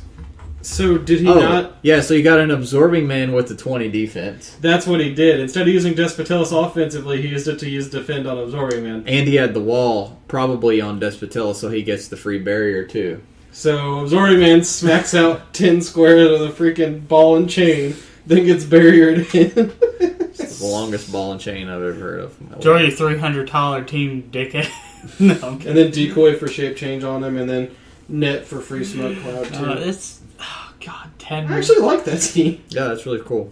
I figured there'd be at least one Absorbing Man with the power batteries do very well with Absorbing Man. There's a lot of it's the best gauntlet replacement diversity for him. Anyways, decently diverse meta. I think it's fun. Aside from the cost is the main beef. Aside from that, I kind of like the teams and the diversity as far as the different resources. Teams. Yeah, there's clever ideas. I expect more sniper rifle abuse. We'll move past sniper rifle. Okay, sniper rifle's the most broken thing in the history of the fucking world right now. Well, right now, I'm 10 range amethyst. When anything comes out, 10 range amethyst. Sniper rifle's very good, though. I'll definitely give you that.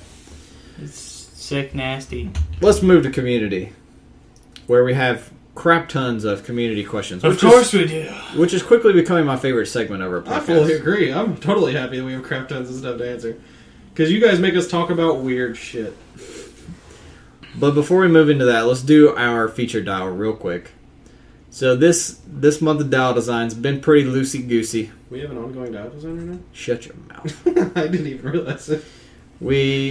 Oh wait, yeah, it does. Right the now. Second week, you got to design a character from any cartoon or TV show. And I cannot remember who got the best score, so I'm going to pull it up here. But our guest judge this week is Swagnito. Who, I'll tell you what, we'll read. Swagnito also is in the mailbag this week. So while I'm pulling up our feature dial this week, let's do Swagnito's question real quick. Because I told him to submit it. Someone told him to... So typically, when I get a email from you guys, I get a nice informative title. Multiple paragraphs. Title of the email. I give multiple, paragraphs, coherent sentences that explain exactly what the subject is about and what the question is. Oh my god. From good old Swagnito. Love you, Swag. Who also Have I talked about how much I like Psych on the podcast? I don't think I have I? I thought you talked On about the it a little podcast? bit. No, I talked about it with you. I don't think I've mentioned Psych on the podcast. I still want to watch it. I recently started watching Psych, Oh, Psych's a great show. and I love the shit out of it. And I swear to God, I don't think I've mentioned it on the podcast yet. And Swagnito's dial was freaking Sean and Gus duo. Metagaming? I think so. He just... Anyway. Psychically. Oh no! Yeah. He made a True Detective dial! But That son of a bitch! he's our guest judge this week, so he doesn't, count for... He doesn't get graded. But anyways, as I was saying, most of you guys do a good job, giving me a good description of what your question is and everything.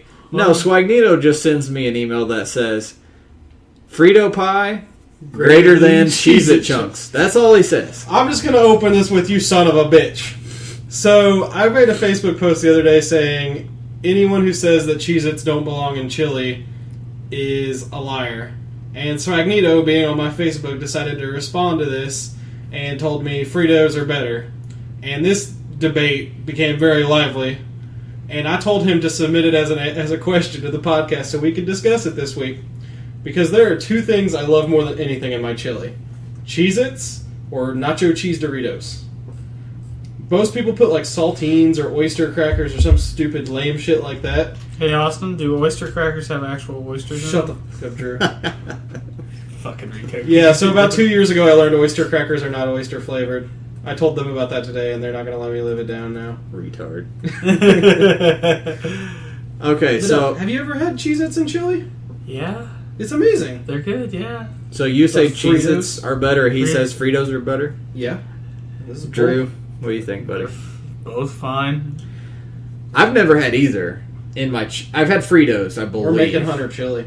And he's I've gonna never had Cheez-Its in my chili. I've never heard of anybody ever saying put Cheez-Its in your chili. I know! And that's what everyone who responded to my status said. Like, I it think started this lively is thing. something that you made up. in Which your is mind. awesome!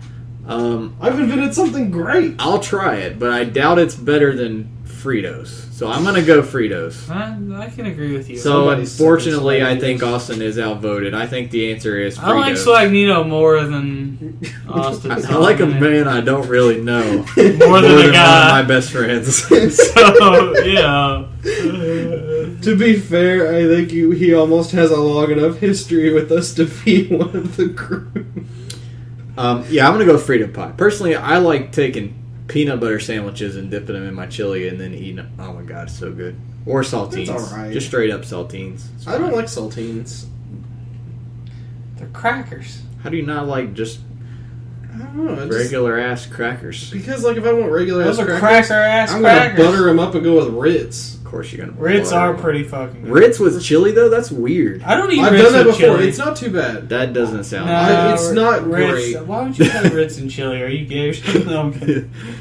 Austin starts off. Yeah, it's Ritz and chili are good, and then I'm like, that doesn't sound good. Okay, they're not great. I mean, I really Because just I may have remember- just said they're good, but okay, yeah. You're I remember that they have kind of a sweet taste, which is kind of... They have a Ritz weird are good shit. on their own. I can eat Yeah, they're those good. up. Fine, Dude, I They're could good eat by Ritz and themselves. American cheese all day. Anyways, American cheese. It's cheap as dinner. yeah, that's true. If you're just gonna eat crackers and cheese, Ritz is the way. Get some fucking pepper jack. So, anyways, Anyway. Screw you, Swagnito. You've turned my podcast friends Yeah, against it's your we podcast. agree. Said Fritos. podcast friends. Fritos are better. Aren't two other people on this It podcast? says podcast friends. All right. Anyways, Good, you done. feature dial this week goes to a new designer who has never been featured dial. In fact, is this his first month? It may be his first I don't month. recognize that avatar, so I'm going to say yes. Name is Sundu. And as I said, this week's assignment was do a character from a cartoon or TV show. He did Bill Nye the Science Guy. Gosh dang, that trade alone. This is one of my favorite dials we've had here in a long time. 40 points, scientist and celebrity keywords, and all his powers are basically built around buffing kids and teens.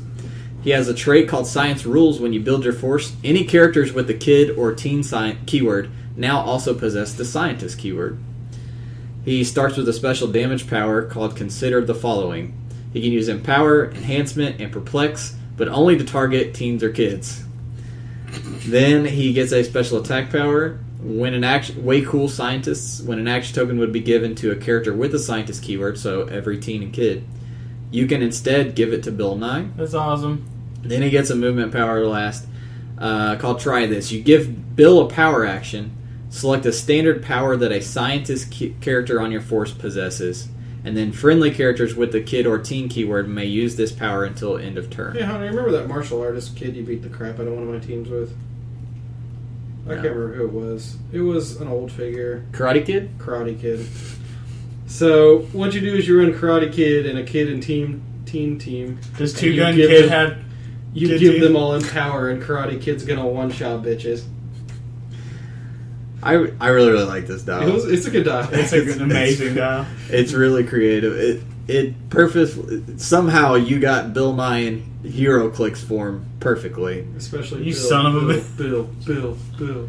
So very good job, Sundu. Hope you continue to contribute to our dial design contest. Week 3 is due today, so we will have word on who the winner is this month very soon. T-shirts I brought up earlier. I'm gonna ship out this one that Austin buys for Justin Jordan and see how much it costs, and then I'll come back at you guys next week with details on how many shirts I have left and how much it'll Funny cost. it's going to be if he's the actual Justin Jordan. That's true. It would just, that would just be the peak of my life. There's there's nothing better after that. Let's read the rest of our mailbag. Wait till you try Sax Austin. One of these days. One of these days. High five, Austin. Don't touch me, Drew. I'm mad at you It now. needs to be touched by somebody. Come on. All right, Eric Well, my Linnell. birthday's coming up. You guys gonna hire me a hooker? Eric Linnell has his weekly questions.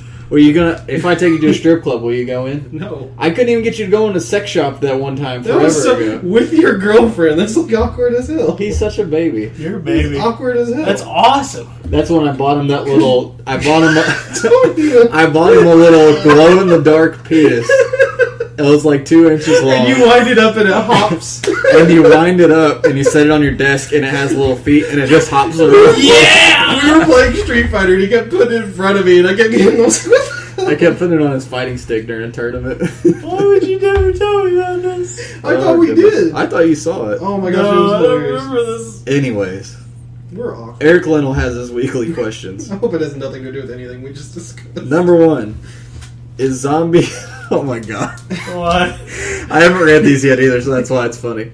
Is Zombie Magneto having the Brotherhood keyword more evidence of WizKids hating on the Drewster? Because Zombie Sabretooth doesn't have said keyword? To be fair, I thought it was just a stupid conspiracy theory before. That maybe the lack of Fantastic Four and Sabretooths was WizKids hating on Drew and Hunter. But then they deny me the Barrel Dragon Hunter, and I'm really starting to think. And then they gave us a lot of mean looks at the spaghetti. At least we know someone there listens to us. My WizKids employee who tells everyone the shit we talk about. Number 2, which War of Light theme team are you looking forward to playing most? Red Lantern Corps. Drew just called you a bitch. Yeah, Drew just called you a bitch. What do you guys War of the Light? Red Lantern Corps, that's a given. They're Which freaking one? awesome. What War of Light? Which theme team are you most looking forward to playing War of Light? Red Lantern? Yeah, Red Lantern's unanimous. Number 3, were you pleased with the Guardian set list? Yes, very. Yes. I actually want to talk about that a little. Have we talked about it much? No. Because that set is awesome. Well, we did at the beginning. There's, as we said, there's a crap ton of generics. They're It's- all pretty much in the common slot, and like I said, it'd be a great set to buy a brick of because if you get dupes, they're almost pretty much going to be generics. There's no weird ass sub themes. Like it's all pretty It straightforward. all fits. Yeah. It all fits the There's set. Kree and humans, Black Order. It's funny to me because this is supposed to replace Galactic Guardians, of course, in the rotation and everything, but it's entirely new stuff, which they did such a good job with it. Kudos, WizKids. Yeah, the only thing I didn't like, I thought maybe they would do Fantastic Four in this set because this would be a good set to put them in there. I'm sure they'll be in the Avengers Now set. Number 4, do you think we have a good chance of getting a Doomsday in the next 2 DC sets?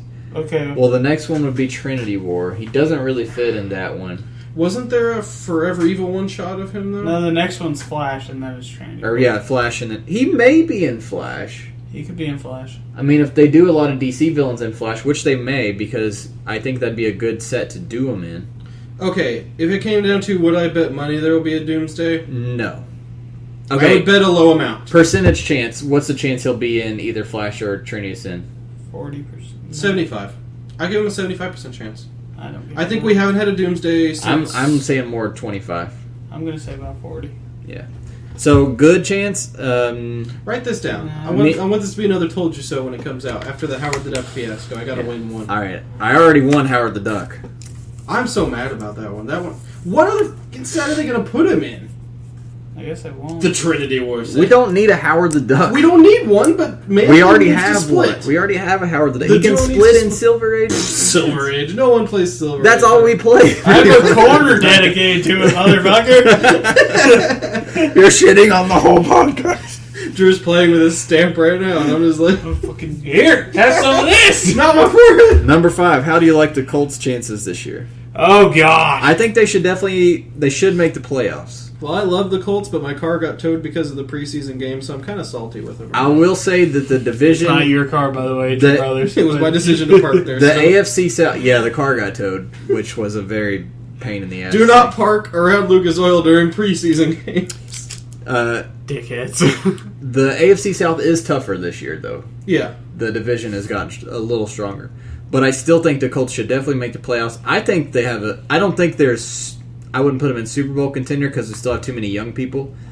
But if we can get the running game down pat, which I think is going to be our main weakness because our offensive line sucks and our running game, because of the offensive line, just can't get going. I think we definitely should get at least where we got last year, though. Yeah. Second round. I think that's a fair Second assumption. round playoffs. And I would be fine with that. The fact that we got that far without Reggie last year was really Yeah, don't impressive, worry too. though. The Detroit Lions are going to win the Super Bowl. So I think The they'll... amount of ACL tears on our team is just... Next up is a question from Mike. Hey guys, love the show. I'm working on an article for my blog. It's called Critical Missives, and you can find it on WordPress if you ever That's want so clever. to read the deranged musings of a couple of idiots who can't stop talking about Heroclix. I had a quick rules question.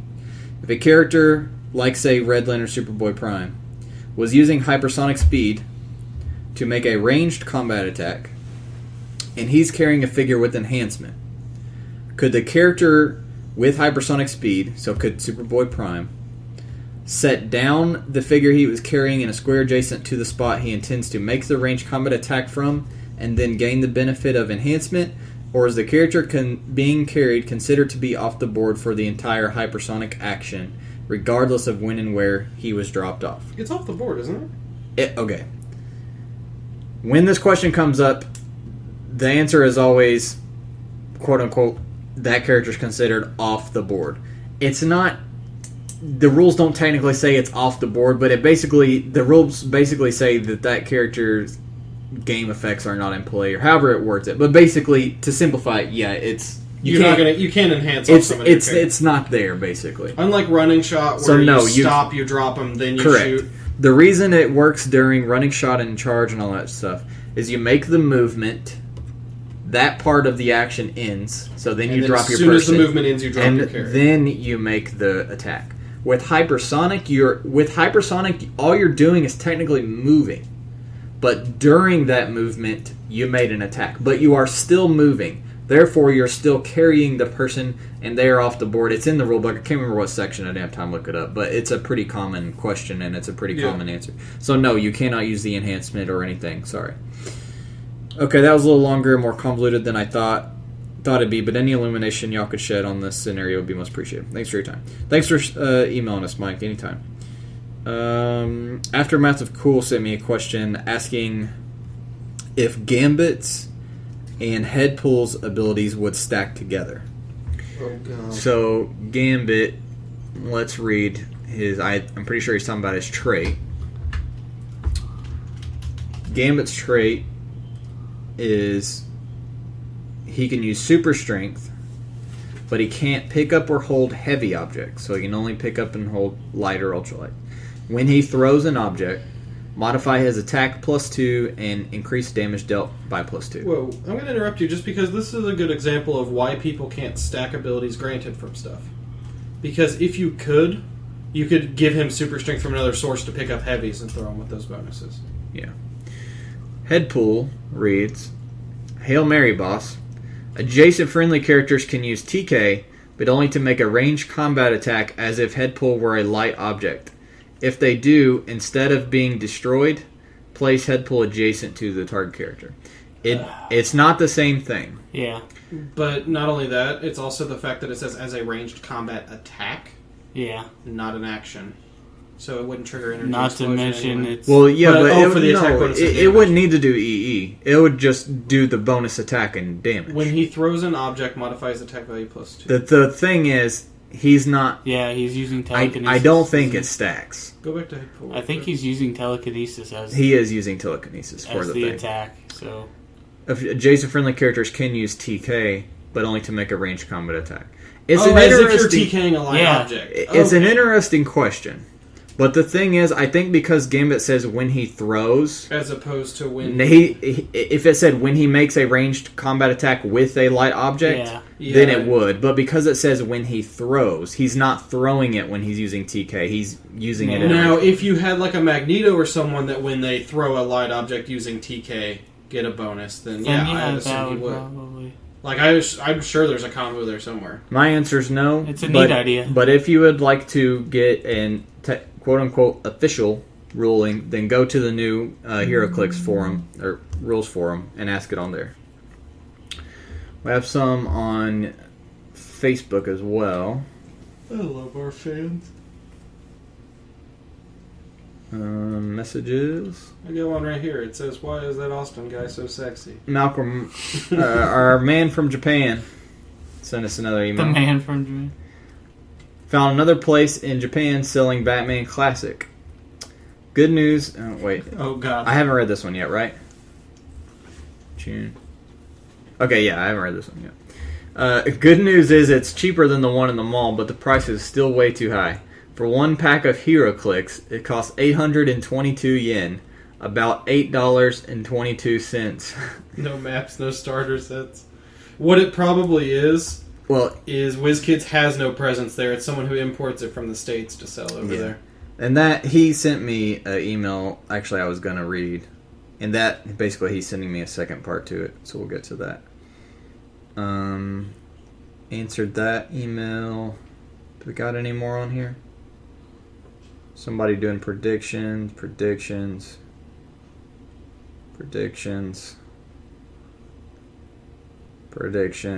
That might be it. The rest of these might be from predictions. Oh, here's Malcolm's original email. Because he did have a question. Oh, no, that's the old one. Go up. There was one up above that. Keep going. There you go. Okay, yeah. So his initial one, he said, I have good news and bad news. Good news is I found a store in here that sells Heroclix in Japan. They had 2 boxes of Heroclix. One was Kick-Ass 2, the other one was Batman Classic TV. I'm so sorry. They were under some graphic novels, and I could tell the store had no idea what they even were. The store was at a mall and sold all kinds of strange things, so no, it was not a comic book store. They kept the boxes low and hard to find. There were no starter kits, no maps, so if some kid walked in and saw them and bought one, they would be clueless to what to do with the Heroclix. No hints on how to play or anything. Bad Fair, news. they like collecting random ass shit over That's there. true. Bad news is the price. Guess how much they sell each pack of one figure. Okay, it makes more sense. Yeah. And then the answer $10.59. was $10.59. We can't get Batman to move at $2 a gravity fee. We're gonna be selling it for $1 and no one's gonna want to touch it. Yeah, I'm selling them for $1 at the ROC if you guys want. It may be worth traveling long distances if you really want some If you're Batman from out of to do country, it might be cheaper to buy a flight. Get over here, Mal. You'll save money. Here's another question from Steven. Hey guys, I had a comment and question. There are a few things I would love to see. This is RenoCon, by the way. There are a few things I would love to see WizKids implement. One would be an Injustice League ATA.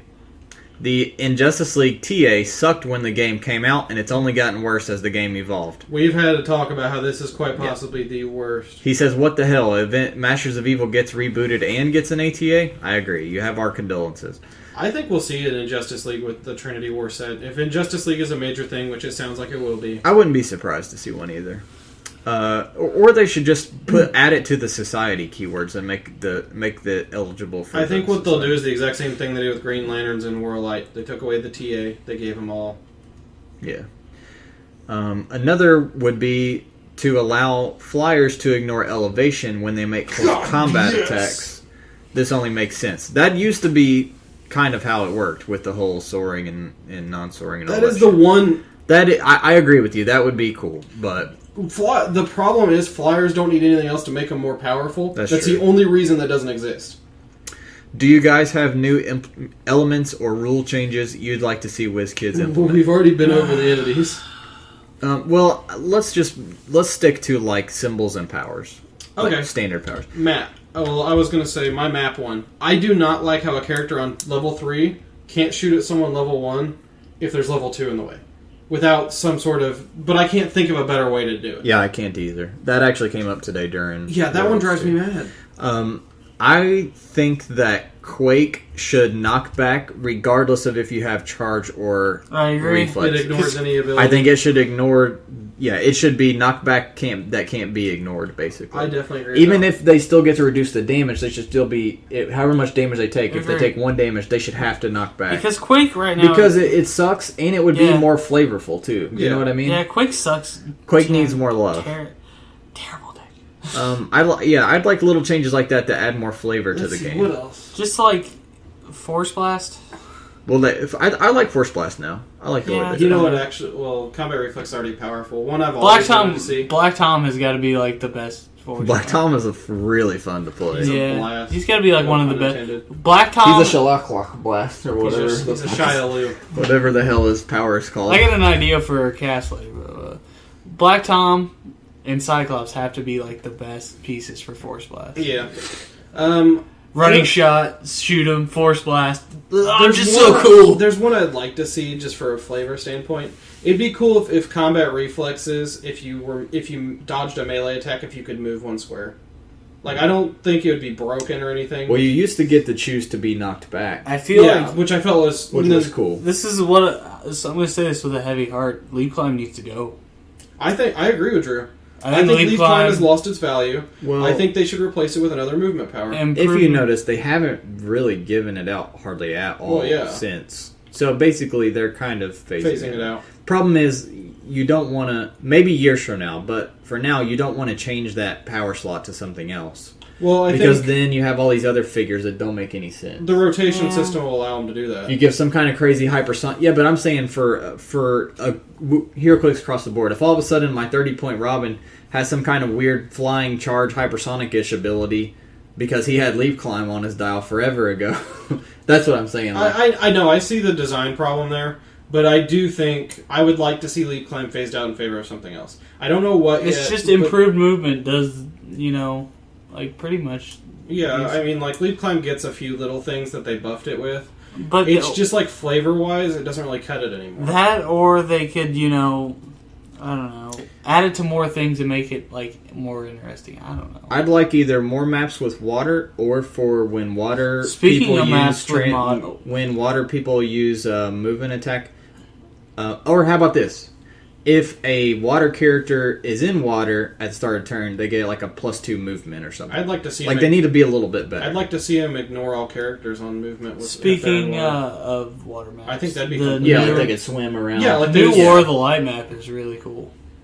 The one for today? Yeah. No, I didn't get to look at it. You didn't get to look at it? It's like... I wasn't paying attention. No, I'm like, honestly, I think that would be enough to put them in a place where they're powerful. Like, the diving symbol, the dolphin symbol should allow characters to ignore characters while they're in water.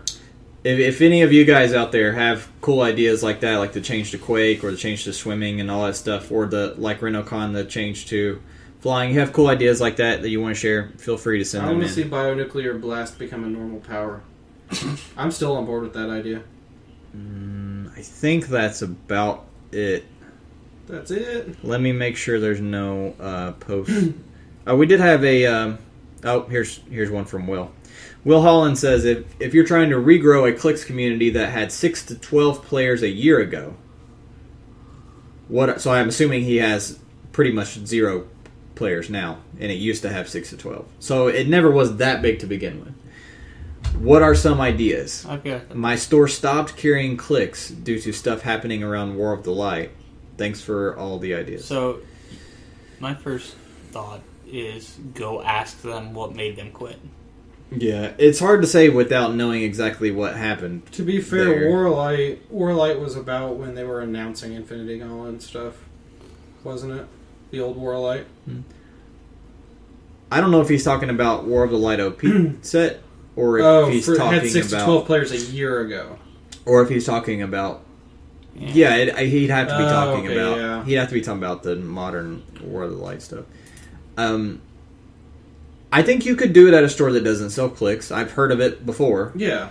But hell, there's a big Heroclix group that a couple of the, I think one of the X-Worlds players I used to always hear, they play freaking Heroclix out of the back of a grocery store that a guy lets them set up a table there at night after they close. So I mean, and they have a lot of people. Yeah, so I mean, we used to have 10 people on average just in my garage. So you can do it anywhere.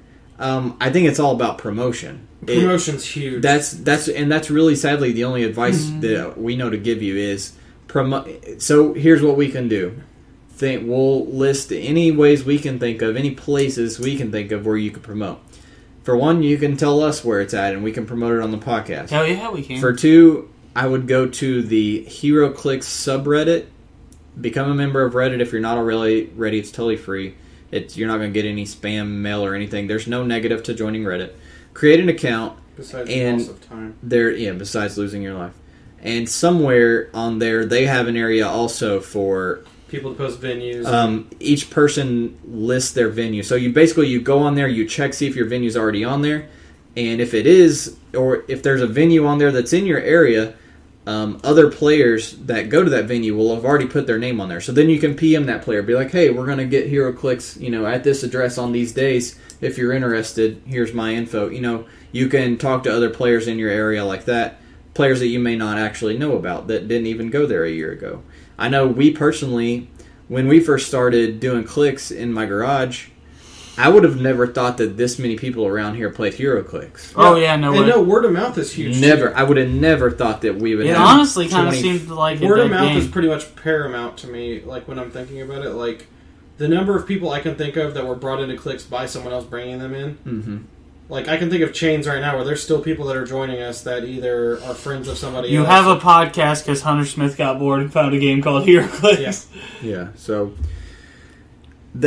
we got Reddit, we got this podcast, we got HC Realms, which of course is going to be another big one. They have a section that's just for venues where venues post their upcoming stuff. So go on there, find venues anywhere within a so many mile radius.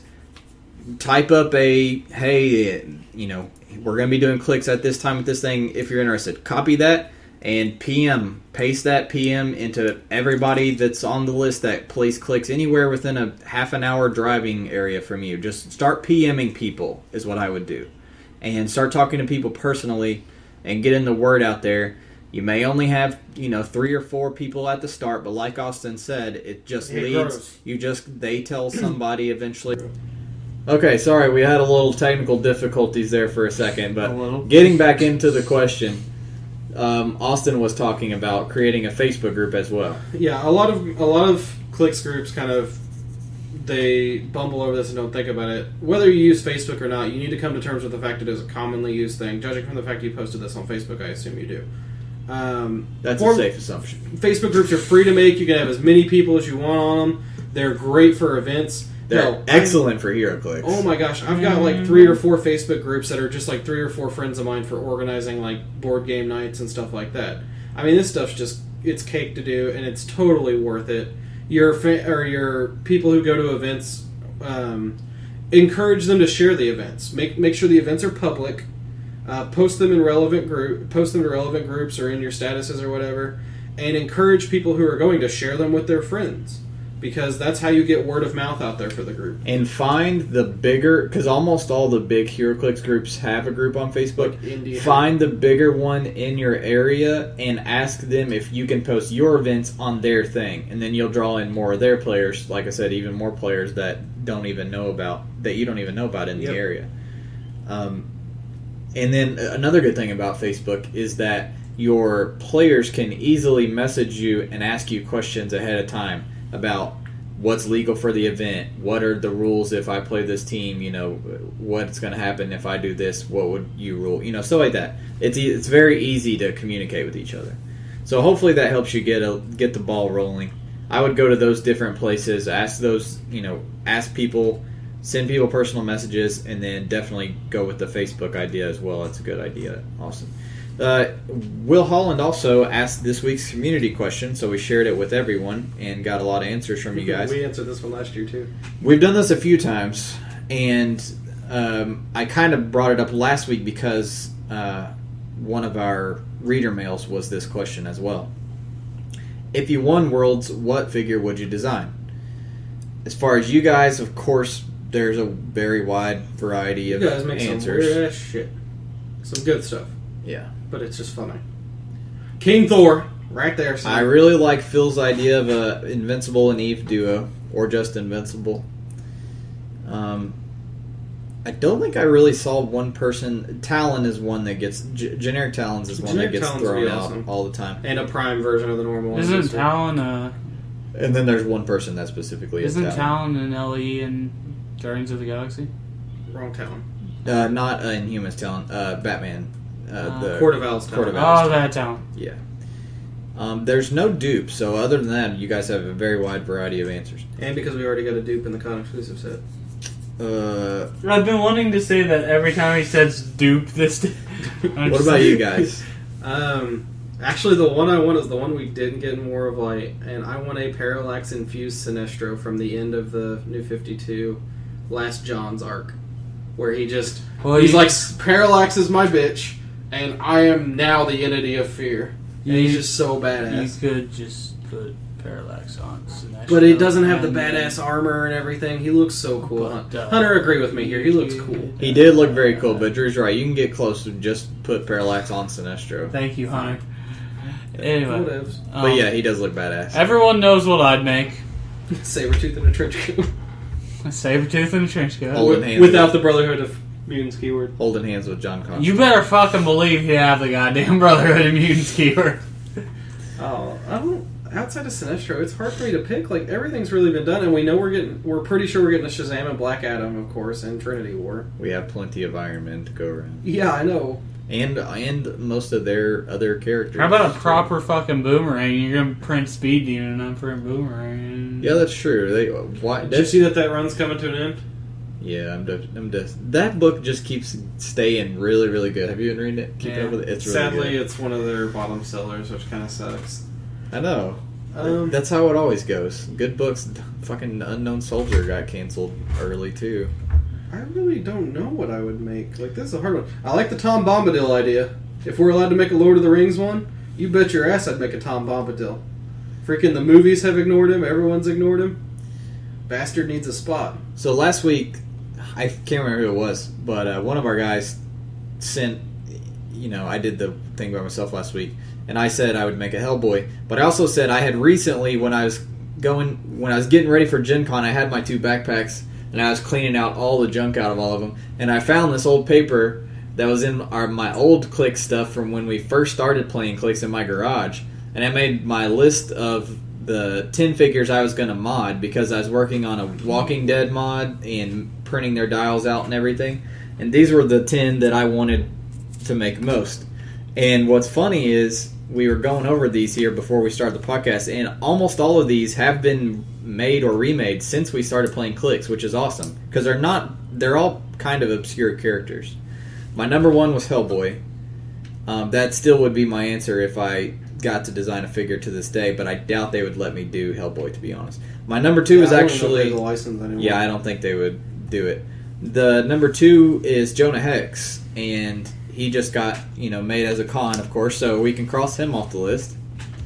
My number 3 was Miles Morales. He got made an Amazing Spider-Man. He's not, unfortunately, even close to how I would make his style, but okay, he technically got made. Number 4 is Franklin Richards. The one we got was in Days of Future Past. Not anywhere near how I would make my Franklin dial, but okay, technically that counts. We can cross him off. Number 5 was Valeria, his sister. We don't have her yet. 6 was Phantom X. We got one in Wolverine the X-Men. They did a pretty damn good job with it. We can cross him off. 7 was Moon Knight, who we also got a new one of in Amazing Spider-Man, and I actually, sadly, still have not played the new one yet to this day. I've just been playing the old one. Number 8 was Zaz, who we got in Streets of Gotham. Probably really shortly after I made this list, actually. I found my old And list. he's pretty solid. And then 9 and 10 we don't have yet either. Warhawk, who's from the Beyond universe in DC, he's badass. He is the son of Hawkman and... Is it Aquagirl?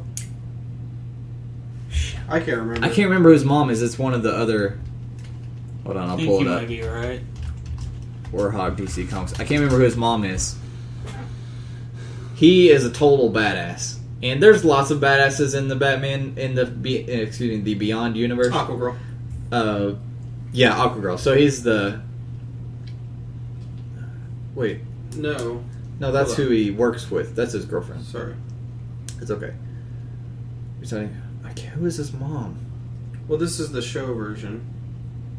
Well, he started out in the show. They all did. Based on Hawkman, created on Shira. Shire. Okay, it's Hawkman and Hawkgirl. And he's their kid. He is a freaking boss. He's a badass. He's basically Hawkman with the bat, but a kid and with a cooler freaking outfit. Yeah, and his whole thing is nth metal, not just his helmet and everything. But he's a badass. So Warhawk would definitely still be up there for me. And then Jeanette, who was in the fan vote, Yeah. pretty So you here might still recently. The whole Secret 6 needs redone, but Jeanette never got made at all. So Jeanette's still in there. We should get a Terry now. Oh, we need a whole Beyond set. There's tons of figures. There's no way we're not getting a Terry with future I could sets. spend hours listing the freaking figures they could do for a Beyond set. Yeah. I found my old list. Radioactive Man, the Chinese one. Iron Man villain, really cool. He hasn't really been in much in a while. I really wanted a figure of him because really we don't have that kind of like radioactive power hero right now. I'd probably just straight up, There was what's his face in Batman. Yeah, you're Red Socialist Guardsman. No. Oh, Well, yeah, him too, but first. no. Hang on, I'll find him. He was. I think he had the Outsiders keyword. OMAC? No, no, he's in the Batman set. Remac. Yeah. Didn't Remac have some kind of power where he was like that? Well, he does yeah. the pulse wave at half dial or whatever. Yeah, but I mean, he's that kind. His power set is very similar to who you're talking about in the comics. Kate Bishop Hawkeye was one I've always thought. Yeah, well, there is a Kate. There's a Kate. There's a Bishop. Kate? How Yeah. old is Yeah. it? She's Secret Invasion, I think. Yeah, I didn't know that. Hang on, I'll pull her up. Yeah, Yeah. because she was in the Young Avengers. Yep, That's her. that's her in Civil War. In the SI came out right around Civil War in comics, and they did the whole Young Avengers because Young Avengers were a big part of the Civil War storyline. She's not that good, but Solid though, she's cheap. she's pretty. 57 points, still has running shot, 8 range. 8 range, She's pretty and good. perplex for her own, so she could do 10 attack. She's pretty good. You could do worse for an old figure. Yeah. Yeah, Avenger, that's still like a Secret cool Invasion's Avenger. a really good set, actually. For as far as old sets go, and Secret Yeah. Invasion is definitely up there. Who was I gonna say? Fuck. Wendigo. Yeah, Yeah. we don't have one. I'd probably do Wendigo. Is there a Wendigo at all? Yeah, he's really old. Let's pull him up. Oh, Armor Wars. Yeah. Bringing it back. Oh, yeah, somebody played him, didn't they? Me, I have Was him. it you? Not Yeah, him, yeah, but It was on our No, you knockback played- event. Yeah. And he got the I have shit kicked out of him. Yeah. Yeah, I remember that. Freaking Phil used Superboy Prime and like hit you through 6 walls and like. Do we have a Patriot? Yeah, that, Elijah Bradley? you're talking about from Young Avengers? Yeah, I think Patriot? Yeah, he was in the same set with the. so. I know Secret nothing about Invasion. Secret Invasion. Or no, he was in Or the main Avengers. But yeah, he has the keyword. I think I might have him. I think I've seen him. I'm pretty sure I have most of the Young Avengers. man, if you can get him some attack, he can hit somebody. There are 5 people that I really want that I know will never. He'd be a ever good get cheap clicks. hammer target. Yeah. Yeah. 38 points, put his attack up to a 10, he has super strength 3 damage. Charge, super He strength. could hit yeah. hard for a cheap little guy. Anyway, what were you saying? Yeah, Five no. figures and never. I was going to say the Chinese superhero team that shows up in Iron Man for a little bit was really cool, but we'll never see them in Click's form. You're because right. They only showed up for literally like one issue. Yep. But they were so cool looking. That's going to do it for us this week. Thanks for tuning in. This ended up being a longer episode than I thought it was going to take. Much longer. But thanks for tuning in. We will see you guys next week. We're not exactly sure what we're going to talk about next week because Gen Con's a weird time Trinity period. War once. Or Flash once. Well, it's going to be a fast... We've already talked about Flash for the. Well, you guys fucking- did? We've talked about Flash on and off a lot. We've talked about. I didn't know if we'd done a Flash episode yet, though. That's true. We haven't done a once list or anything. Because I love those once lists. Next week's going to be a fast episode, though. Okay. So, yeah, and once episodes are always fun. We can... And bearing... unless there's some kind of crazy spoiler over the next couple weeks, we will do that for our next big episode. But until next week, this is Hunter This is signing Austin. off for Austin and Drew. Hi, I'm Drew. He's on podcast. I don't know if you guys have heard. Yep, I'm on podcast.